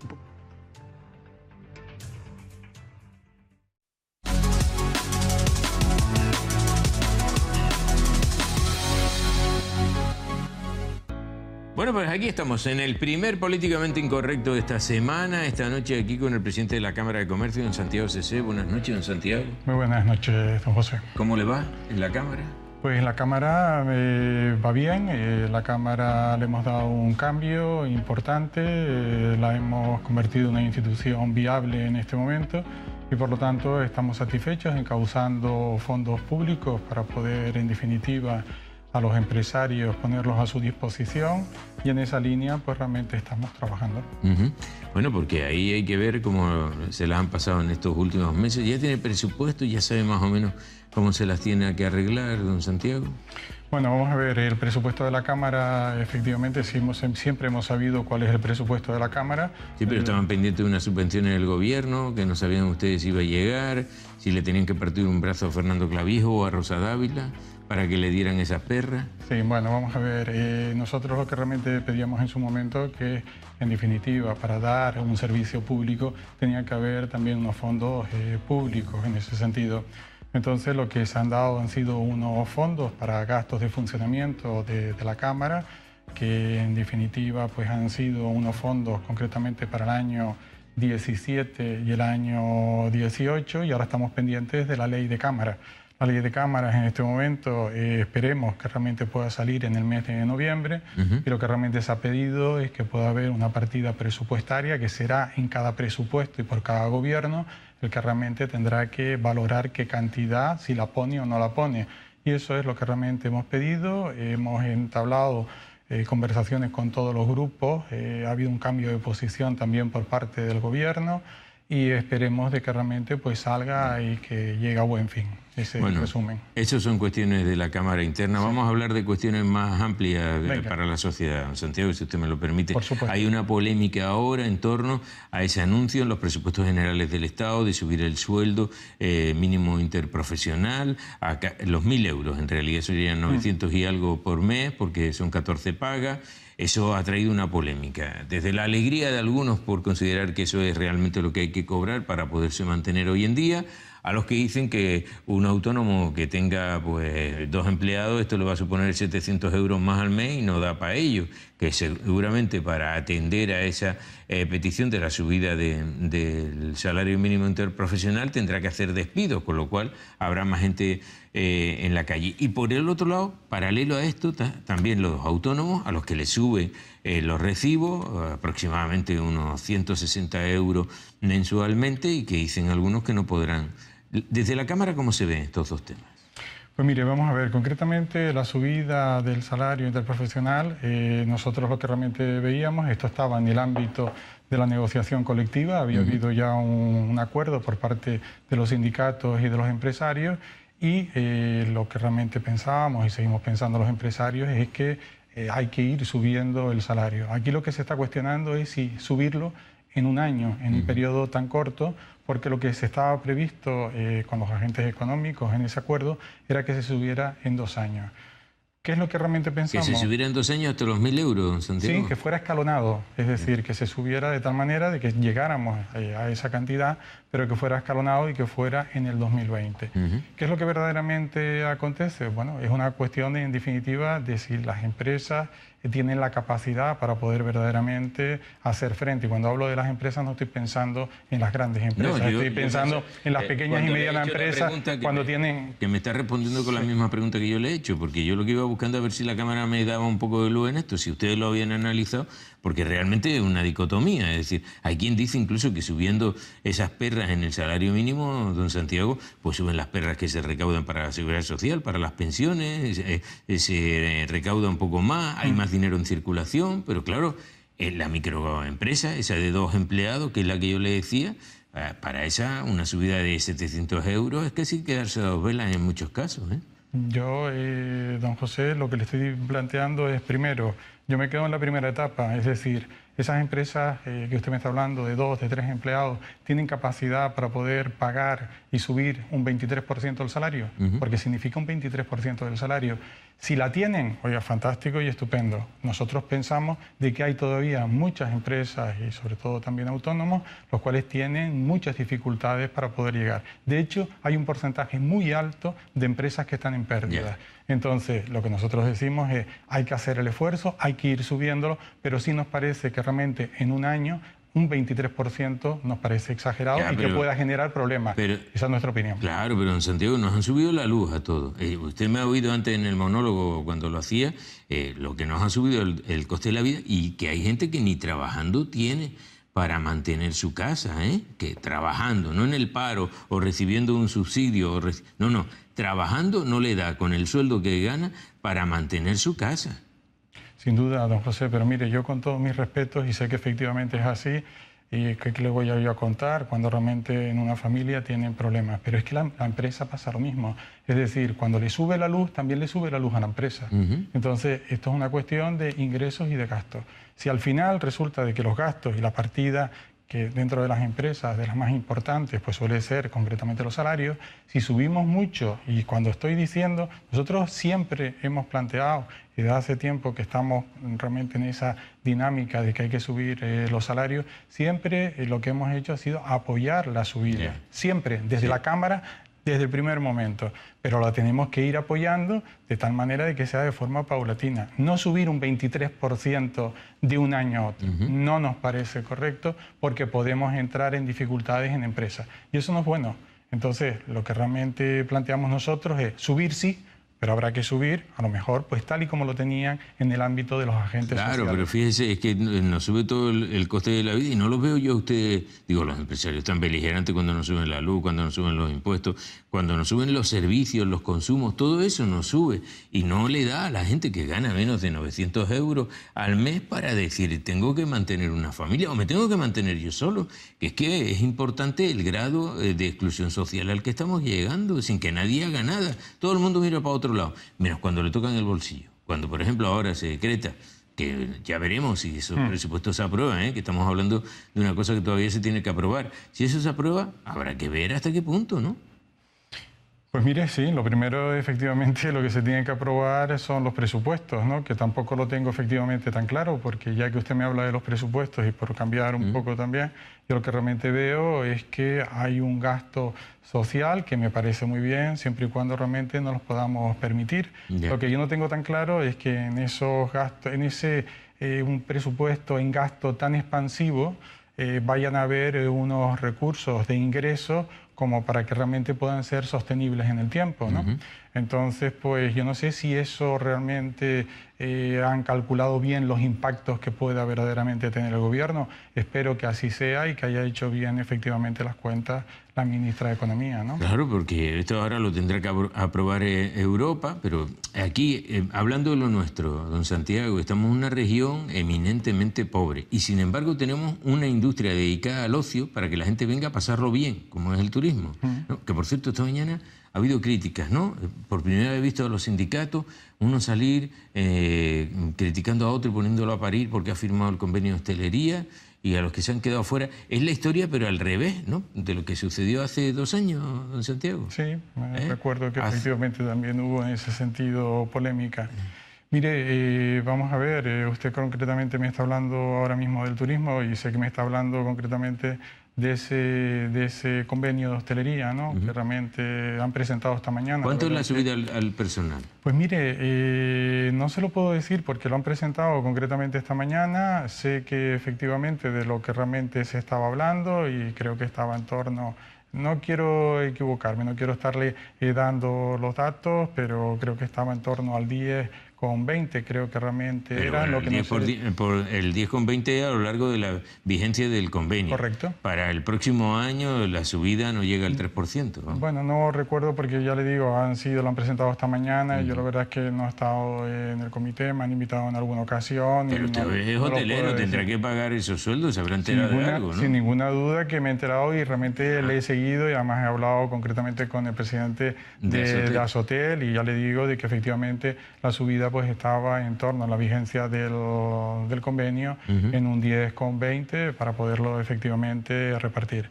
Pero ya que usted me habla concretamente del turismo, pues yo decirle de que en este momento sí que tenemos también mucha preocupación. Sabe usted también de que realmente las ocupaciones nos están efectivamente bajando, hay muchas ofertas ya concretamente que se están produciendo en el mercado y bueno, eso pues genera también una cierta incertidumbre, ¿no? Pero en fin, es lo que verdaderamente nos toca vivir en este momento. Pero todavía eso no le está haciendo mella, es decir, los alemanes que se van a Turquía o el mercado casi recién inaugurado de Egipto tampoco le está sirviendo todavía de mucha competencia a ustedes, ¿no?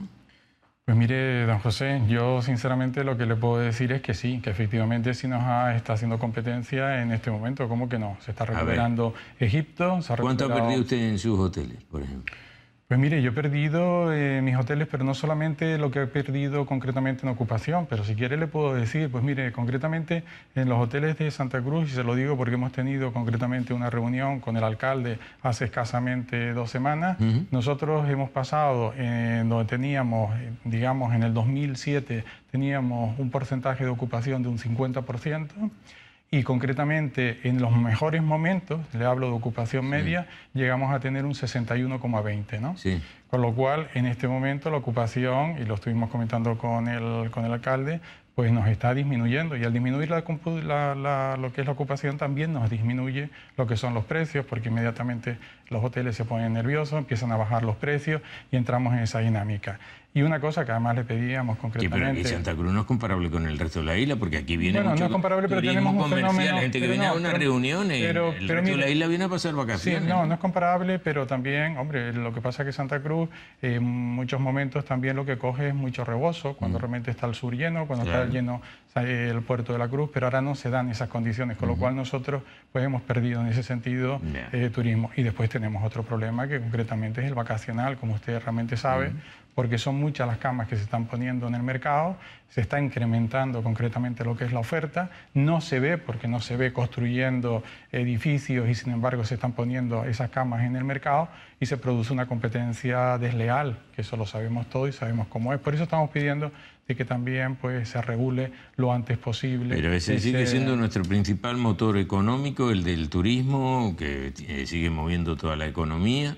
Aunque fíjese, aquí resulta que nos preparan y nos presentan esas campañas donde se contratan más inspectores de trabajo como si fuera una gran cosa, y eso quiere decir, bueno, que es que hay que traer más gente de fuera para que trabaje en inspeccionar, porque los de aquí se desmandan y se desmadran. Bien, pero mire, yo le diría que yo estoy encantado de que verdaderamente puedan traer lo que son inspectores, porque sí, le voy a decir por qué, porque lo peor que realmente nos puede ocurrir a los empresarios es tener una competencia absolutamente desleal o que haya economía sumergida. El que realmente haya inspectores, pues evidentemente lo va a poner más difícil a los que en este momento pues... Pero no solo es a lo de la economía sumergida, don Santiago, es también a aquellos que están haciendo las cosas mal. Es una manera, a lo mejor, fíjese, hay gente que está esperando, llega un inspector por su puesto de trabajo para promocionarse porque tiene un contrato mal hecho, le han hecho un contrato por 4 horas y trabaja 6, pero le piden que haga 8, cobra por debajo del salario de ese convenio, porque se lo dan por debajo de la mesa. Todo eso es lo que investigan los... más que la competencia desleal, todo eso es lo que investigan los inspectores. Y además me parece, yo creo que tienen que investigar todo, es decir, la competencia desleal, la economía sumergida y después empresarios que en un momento determinado pues estén cometiendo ilegalidades, pues lo que tienen que hacer es denunciarlo. Yo al viceconsejero de Trabajo lo oí, creo que fue, no sé si ayer por la mañana, donde animaba, y yo lo encuentro correcto, donde decía, oye, si hay una irregularidad, pueden hacer hasta denuncias en las cuales son anónimas. Por lo tanto, quien tenga en un momento determinado una situación que lo tengan irregular, pues lo que hay que hacer es denunciarlo, ¿no? Sí, no, en eso estamos de acuerdo. Estamos todos de acuerdo. Estamos en una economía donde hay que pelear precisamente con todas esas bazas, ¿no? Bueno, hay otra polémica aquí en torno a la discusión para los presupuestos de la comunidad autónoma. Ya sabe usted que el PP ha pedido la rebaja de todos los impuestos. El gobierno dice que no puede rebajar todos los impuestos, pues si no, eso se le detrae también de la cifra global cuando lo presenten a Madrid. Y el PSOE no quiere que se rebajen los impuestos, sino que incluso se revisen al alza algunos de los tipos de los impuestos, ¿no? Para el gobierno es necesario contar con el apoyo de uno de los dos, porque si no, no lo va. ¿Usted por dónde cree que se va a ir? ¿Por la rebaja o por el mantenimiento? Incluso la subida de algunos tipos. Mire, yo lo que realmente me planteo... Y le pregunto como presidente de la Cámara, ¿eh? Sí, yo lo que realmente me planteo es si han medido todos los impactos concretamente con los impuestos, ¿eh? Porque igual que realmente me dicen de bajarlo concretamente en Canarias, también me están diciendo de subirlos a nivel efectivamente nacional. No, y aquí también, ¿no? Y aquí también, sí, pero lo que quiero decir es que me hago la pregunta porque hay que tener calculados los impactos que tiene. Mire, puede ser tan malo bajar los impuestos como subirlos. Yeah. ¿Eh? Porque si los bajamos mucho podemos romper el estado del bienestar. ¿Eh? Pero si... Pero tenemos estado de bienestar, Santiago, tenemos estado de bienestar. Si hay gente que no puede ni comprar las aspirinas, porque eso ya no lo recetan, ni el ibuprofeno. ¿Usted cree que tenemos estado del bienestar? Pues mire, vamos a ver, un estado del bienestar sí que tenemos, y sobre todo si miramos, digamos, al pasado y a la crisis que realmente hemos tenido y demás, pues hombre, tenemos un estado del bienestar, y en Europa se tiene un estado del bienestar. Pero déjeme terminar con lo que le estaba diciendo. Mire, con los impuestos hay que tener efectivamente mucho cuidado, porque si en un momento determinado los bajamos mucho, podemos romper porque no hay ingresos para mantener el estado del bienestar. Pero si los subimos mucho, podemos realmente generar ese crecimiento que realmente está teniendo la economía, pues podemos realmente mermarlo. Entonces, los impactos, antes de tomar ninguna decisión, yo como presidente de la Cámara lo que realmente pido, y me imagino que lo tengan medido, pero que los midan muy bien, que sepan exactamente la repercusión que puede tener. Con respecto a lo que usted me está diciendo, oiga, ¿se puede bajar el IGIC? ¿No se puede bajar el IGIC? Mire, el IGIC, como usted verdaderamente sabe, se subió en un momento determinado, estaba Paulino Rivero en el gobierno, y lo que planteó, porque yo estaba concretamente en esa reunión, y se dijo que era absolutamente necesario, porque si no, llegó un momento en que nos intervenían lo que era la autonomía, porque necesitábamos esos recursos. Y que eso era absolutamente provisional, en el sentido de que se volvería otra vez a poner al 5%. Fíjese, y quiero recordarle que los empresarios, concretamente turísticos, cuando firmamos los contratos, que los firmamos con la turoperación, ya firmamos con el IGIC incluido, de tal manera de que nosotros habíamos ya, además los contratos se firman con 1 año y medio, 1 año de antelación, ya habíamos firmado el contrato y toda la subida del IGIC nos las tuvimos que efectivamente nosotros asumirla. Y fue muy costoso, pero era lo que tocaba en aquel momento y por lo tanto pues dijimos que había que hacerlo. Ahora lo único que pido es que si se puede bajar, bajémoslo, pero siempre y cuando hayan calculado los impactos. Si los impactos no lo han calculado, pues entonces sí que realmente me preocuparía mucho. Pero cuando la clase política se acostumbra a subir las cosas, es muy difícil que la baje. De todas maneras, miren, Santiago, ¿usted cree que estamos en un estado del bienestar, como me acaba de decir, cuando salimos de casa y nos metemos en una cola para llegar al trabajo? ¿Usted cree que estamos en un estado del bienestar cuando vamos al médico y estamos en una lista de espera durante 1 año, año y medio para que nos vea el especialista o para que nos hagan una operación? ¿Usted cree realmente que estamos en un estado del bienestar cuando resulta que el 40% de nuestra población no tiene ni siquiera para mantenerse a sí mismo? Mire, yo no le he dicho que estemos en un estado del bienestar, con que pienso que sí estamos en un estado del bienestar. ¿Con eso que le he dicho? Pero perdóneme un segundo. Yo lo que le he dicho es que el estado del bienestar lo podemos poner efectivamente en peligro. Todo depende con lo que realmente usted lo compare. Que las cosas efectivamente pueden mejorar, yo creo que hay que trabajar mucho para mejorarlas, y yo desde la Cámara soy tremendamente crítico, y lo hago todos los días. Concretamente lo oigo a usted por la mañana, coincido mucho con usted, lo hago con las infraestructuras, las pedimos constantemente, no estamos saliendo todos los días efectivamente en la radio, en los medios, porque tampoco es lo que verdaderamente toca, pero cada vez que tenemos efectivamente ocasión, sí nos sentamos con los políticos, sí le decimos lo que verdaderamente pensamos constantemente. Mire, yo he estado concretamente creo que ha sido el jueves pasado, donde realmente usted moderaba la conectividad, el debate de conectividad que hubo, y todos los asuntos que se habían tratado allí, le puedo decir, pasando por supuesto con el convenio de carreteras, el anillo insular, Fonsalía. Mire, le voy a explicar de Fonsalía. Fonsalía, nada más tomar yo posesión como presidente de la Cámara, me fui a hablar con todos los presidentes de los cabildos de la provincia de Santa Cruz de Tenerife. Y le dije, Fonsalía es absolutamente estratégico. Fonsalía hay que intentar sacarlo. Fonsalía es fundamental para lo que verdaderamente el desarrollo de la provincia. Primero, porque tenemos colapsado totalmente los cristianos. Segundo, porque vamos teniendo cada vez más población en lo que realmente es la isla de Tenerife, pero cuanto más comunicación podamos tener, se puede desarrollar las islas y podríamos tener concretamente mucha más población en islas que se están deshabitando y que podríamos estar allí. Mire, la importancia del puerto de Fonsalía es fundamental, lo hemos dicho hasta la saciedad, pero no lo hemos dicho cuando yo he tomado posesión hace 1 año y medio, lo venimos diciendo en la Cámara desde hace 5 o 6 años. Y hay que hacer esas infraestructuras. ¿Qué le voy a contar yo concretamente de lo que es el anillo insular y de la necesidad que realmente tenemos?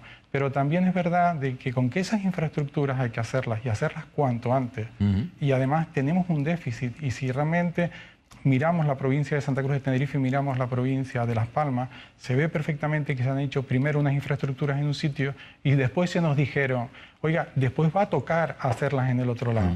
Claro, pero eso fue en un momento, no, claro, porque eso se hizo en un momento expansivo, donde sí tocó en un sitio y después ya no era el momento expansivo, sino que estábamos en crisis y no tocaba. Y por lo tanto hay que estar efectivamente intentando de que eso se compense porque nos hacen falta. Pero aparte de eso, perdóneme, hay que hacer una reflexión y la dijo el presidente del Cabildo, pero la venimos diciendo también nosotros. En 15 años hemos aumentado 200.000 personas la población.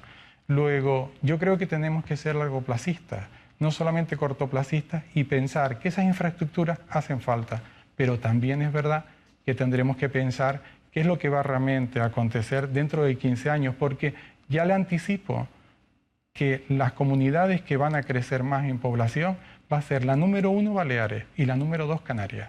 Si volvemos a tener otros 200.000, tendremos que tener pensado cómo realmente solventarlo. Pero ¿sabe qué pasa? Que mientras pensamos no hacemos. Y no hacemos nada, ni siquiera pensándolo. Ese es el principal problema, don Santiago, que no hemos hecho. ¿Sabe usted que llevamos 10 años sin que el gobierno de Canarias licite una obra de infraestructura en esta isla? 10 años. 10 años. Sin que se licite una obra. Estamos esperando que liciten la de Oroteanda y no se sabe cuándo va a empezar la obra. Y decían, ahorita, eso lo vienen diciendo... Sí, esta mañana le dijeron, creo que fue esta mañana, le dijeron que las palas empezaban a final de mes. Sí, pero sí, esperemos. También me lo dijeron en septiembre. También se lo dijeron en septiembre. Y estamos a mediados de octubre, porque hoy es 16. Luego, estamos en una situación de continua espera. No sabemos cuándo. Usted me habla de Fonsalía, que yo estoy de acuerdo con usted en que Fonsalía es el puerto del futuro. Pero lo que no entiendo es por qué no nos gastamos las perras en el de Granadilla, que ahora mismo lo tenemos ahí casi escondido, porque nadie lo quiere ver, porque solo van algunas plataformas y para que no afeen Santa Cruz. Y en este momento Granadilla no tiene ni siquiera salida. Ese era el puerto por el que se iba a descargar el gas, iba una regasificadora en esa zona. Correcto. Y ya hemos dejado el gas, porque nos ha sobrepasado el tiempo. Y aquí seguimos gastando dinero en cosas que igual mañana no sirven para nada. Bueno, vamos a ver, yo entiendo cuál es el disgusto suyo y yo le vuelvo otra vez a repetir que yo también soy muy crítico, pero concretamente con el puerto de Granadilla es un puerto industrial, es decir, no tiene nada que ver con Fonsalía. Fonsalía es un puerto comercial, un puerto que lo que realmente se pretende es transporte de lo que realmente son de pasajeros fundamentalmente, donde va una marina, digamos, deportiva, quiero recordar que lleva unos 460 puestos de atraque, en un puerto con unas condiciones absolutamente distintas. Una cosa es un puerto industrial y otra cosa es un puerto comercial, es decir, no son sustitutivos uno por el otro, ¿no? Pero bueno, pues son de atraque y van a quedar al final muy cerca. El de Granadilla nos costó 10 y ayuda. Yo espero que el gas, la regasificadora se ponga cuanto antes. Tiene un problema concretamente con el plan medioambiental. Como usted sabe, pues fue anulado, fue suspendido, ahora se está haciendo otro, yo espero, porque además el gas es absolutamente estratégico en este momento, digamos, como combustible transitorio, ¿no? Pero nos hace muchísima falta, bajaríamos tremendamente todos los costos que realmente tenemos, fundamentalmente la industria y especialmente en la industria hotelera, y estamos esperando que verdaderamente... Claro, sí, pero si en eso podríamos estar incluso de acuerdo, Santiago, lo que pasa es que nos han contado tanta milonga con todo eso que al final no sabe uno, porque el puerto se hacía para quitar camiones de la autopista. ¿Se acuerda que nos lo decían en tiempo? Mire, es para quitar tráfico en la autopista, sobre todo de camiones que salen del puerto de Santa Cruz, lo tienen que llevar al sur, ¿qué tal? Ahora resulta que si ahí se hace la regasificadora y hay que tener en el puerto donde atracan los cruceros una estación regasificadora, vamos a tener los mismos camiones pero en sentido contrario. Habrá que cargarlos allí y traerlos a Santa Cruz. Luego al final todo esto se queda casi en una especie de burla hacia la sociedad en la que confiamos en lo que nos dicen y se hacen puentes que no conducen a ningún sitio, como aquí en Santa Cruz que ahora hay que revisarlo a ver si está bien, pero no está conectado. Es decir, todo eso es lo que al final uno se queda diciendo, bueno, ¿y qué están haciendo? Si están todos los días como Penélope, haciendo el pañuelo por la mañana y destejiéndolo por la tarde para tener en qué entretenerse al día siguiente. Sí. Hombre, vamos a ver, yo lo veo muy crítico, don José, sí, bueno, en el sentido de que efectivamente, yo lo entiendo, de que efectivamente el enfado y llega un momento que genera cansancio, ¿no? Yo le puedo decir de que también nosotros, los empresarios, en lo que realmente vemos que hay que dar mucha más velocidad, sobre todo además que hay que ser mucho más largoplacista, no se puede estar pensando en el corto plazo y realmente procuramos en ese sentido pues aportar algo y sobre todo también cuando vemos que hay personas que piensan de esa manera, pues damos todo nuestro apoyo para que verdaderamente sea así.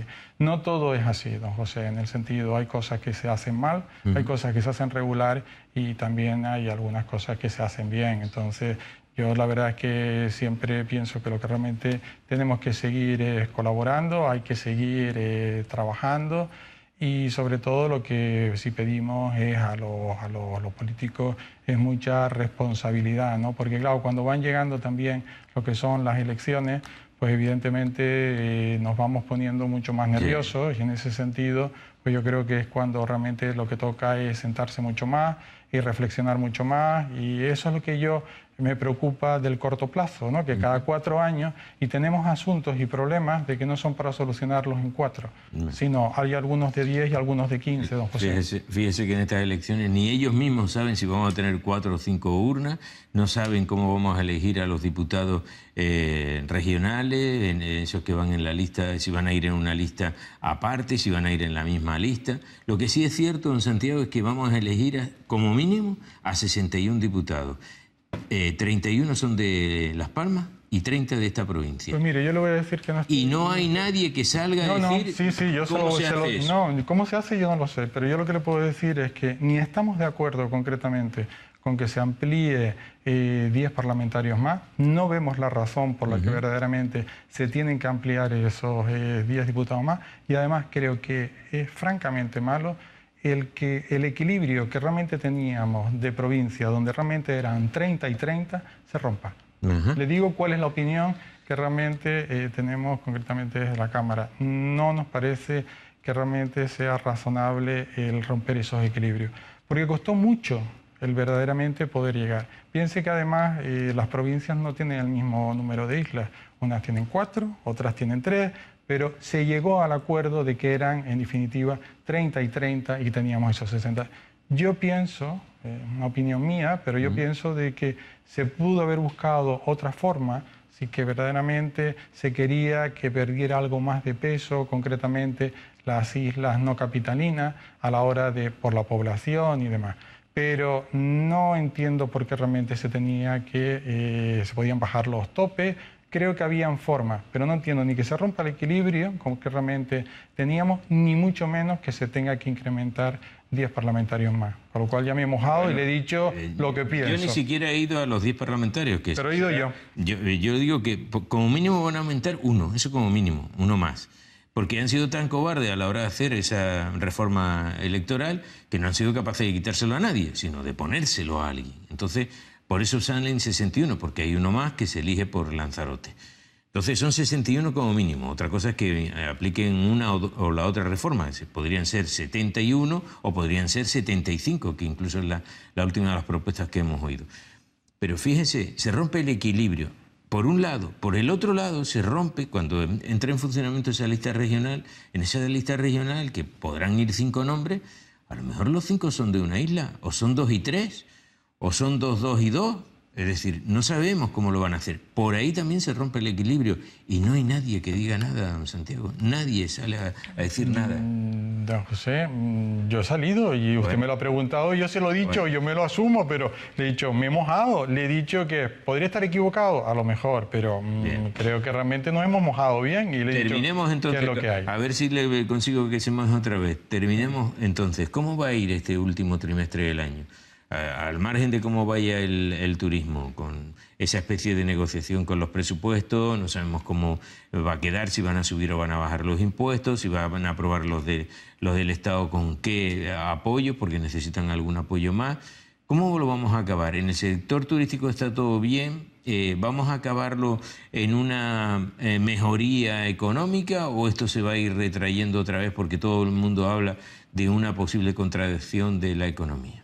Mire, nosotros concretamente desde la Cámara de Comercio vemos clarísimamente que se está produciendo, lo venimos diciendo ya desde hace 2 trimestres, donde hay una desaceleración que se está produciendo. ¿Por qué se produce la desaceleración? Pues mire, por diferentes razones, unas internas y otras externas.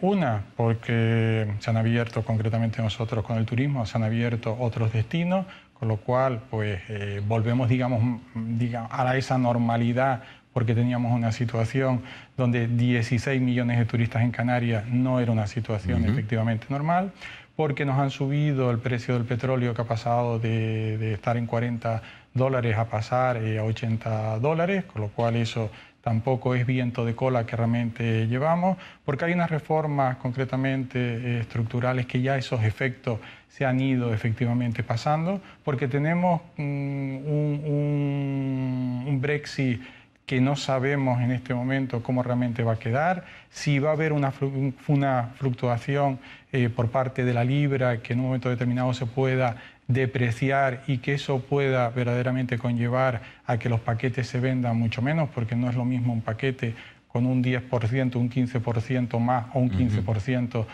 menos, porque hay después otras razones también que son externas, por la misma política que realmente está llevando Trump en este momento comercial, porque los tipos de interés están subiendo en Estados Unidos y eso está generando también en los países emergentes unas tensiones. Luego estamos en un momento de desaceleración, claro.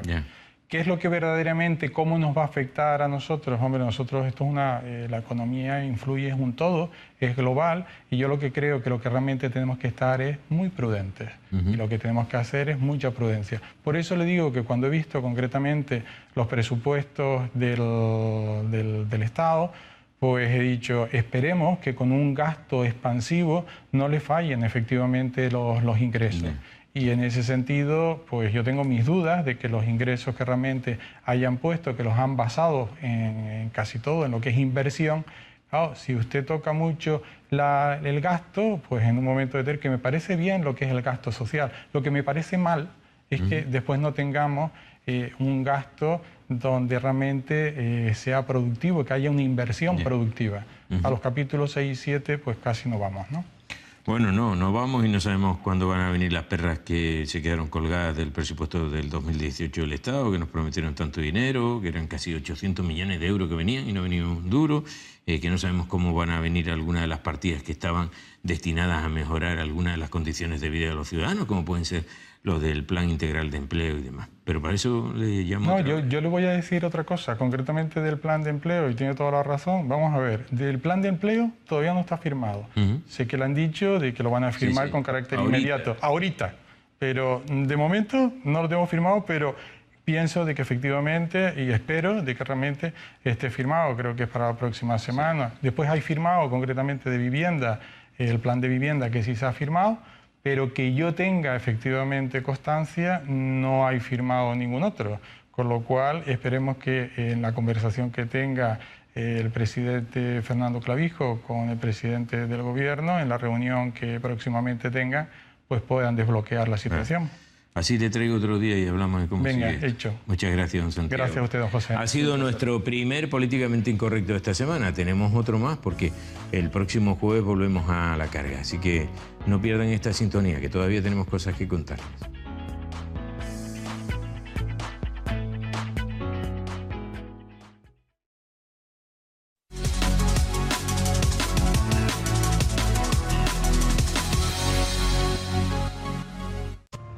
Hora suficiente para irnos al tiempo y después al periódico. Vanessa Luis Ravelo, hoy primero. Endesa patrocina este espacio. Bienvenidos, regresa el tiempo otoñal haciéndose notar de forma más acusada en la vertiente norte de la isla de Tenerife. Vamos con la predicción meteorológica para mañana miércoles. La dirección del fuerte viento alisio realimentará con humedad el aire que nos dejará las típicas precipitaciones desde mañana hasta al menos el domingo, mientras la Agencia Estatal de Meteorología predice para mañana 17 de octubre en el norte y nordeste nuboso o cubierto. En el resto de zonas intervalos nubosos, excepto en cumbres donde los cielos estarán poco nubosos despejados.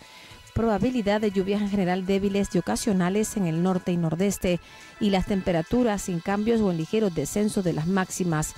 El viento del nordeste será más intenso por la tarde en vertientes noroeste y sureste.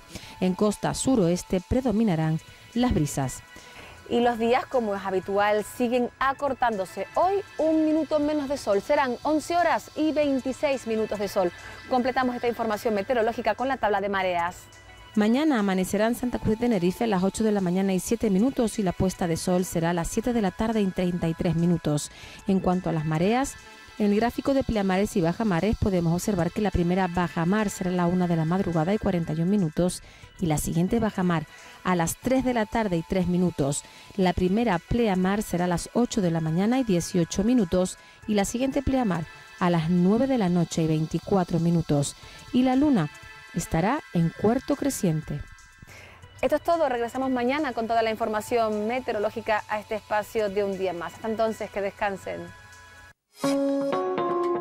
Endesa patrocina este espacio. Y hoy despido el programa con Humberto Gonar. Muy buenas noches. Hola, ¿qué tal? Buenas noches, Enrique. Contigo y con la primera que vamos a ver del periódico del día. Adelante. Bueno, pues en la portada el tema más importante que destacamos corresponde al compromiso que ha hecho hoy público el presidente del Gobierno de Canarias, Fernando Clavijo, en el que a preguntas del PSOE ha confirmado que se va a rebajar la fiscalidad. Ese es el tema principal que destacamos en esa portada que están viendo ustedes ya en pantalla. Eso sí, se va a negociar la rebaja fiscal de cara a llegar a un acuerdo en los presupuestos generales de la comunidad autónoma. Otro de los aspectos que también ha sido actualidad es la amenaza, entre comillas, que se advertía hoy de parte del Ayuntamiento de Santa Cruz y del Cabildo de Tenerife, que dirigían al Banco Santander si no daban respuesta sobre la situación que afecta a 358 familias de Añaza. Pues bien, dicho y hecho, el alcalde y el presidente, en este caso de la Corporación Insular, han retirado 29 millones de euros, 2 millones que corresponden al Ayuntamiento de Santa Cruz y los 27 millones restantes al Cabildo de Tenerife. Era un depósito que tenían en el Santander y como medida de protesta porque no le dan respuesta a la situación que afecta a las 358 familias, han quitado este dinero de la referida entidad financiera. Otro de los aspectos, tomando el pulso a la sociedad, tenemos pues que ha disminuido la pobreza, pero no lo suficiente. De hecho, todavía hoy 844.000 isleños viven en esta situación de riesgo.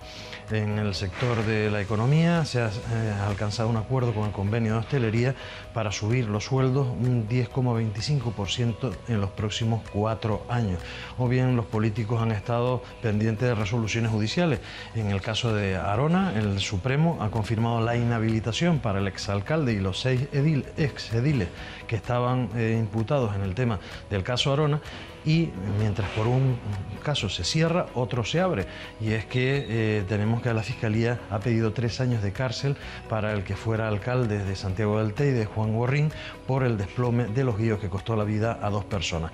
Eso unido a la fotografía de portada que ven ustedes ahí presidiendo la Torre de la Concepción, y es que hoy en el casco de Santa Cruz ha sido un día grande, no solamente porque llegara el otro día la patrona y ahí continúa la Virgen de Candelaria hasta el viernes, sino porque hoy más de 3.000 alumnos de los 3 colegios de la Pureza, en Santa Cruz, en Los Ralejos y en La Cuesta, han celebrado no solamente la patrona de Canarias, sino también la patrona de su colegio. Estos son los asuntos más destacados que incluimos en la portada con la que nos presentamos en unas horas en el kiosco. Gracias, Humberto, buenas noches. Gracias, buenas noches, Enrique. Buenas noches.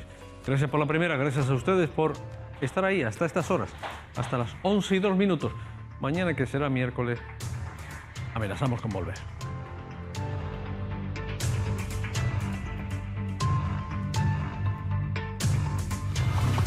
Grupo de Comunicación El Día. La dimensión de un líder.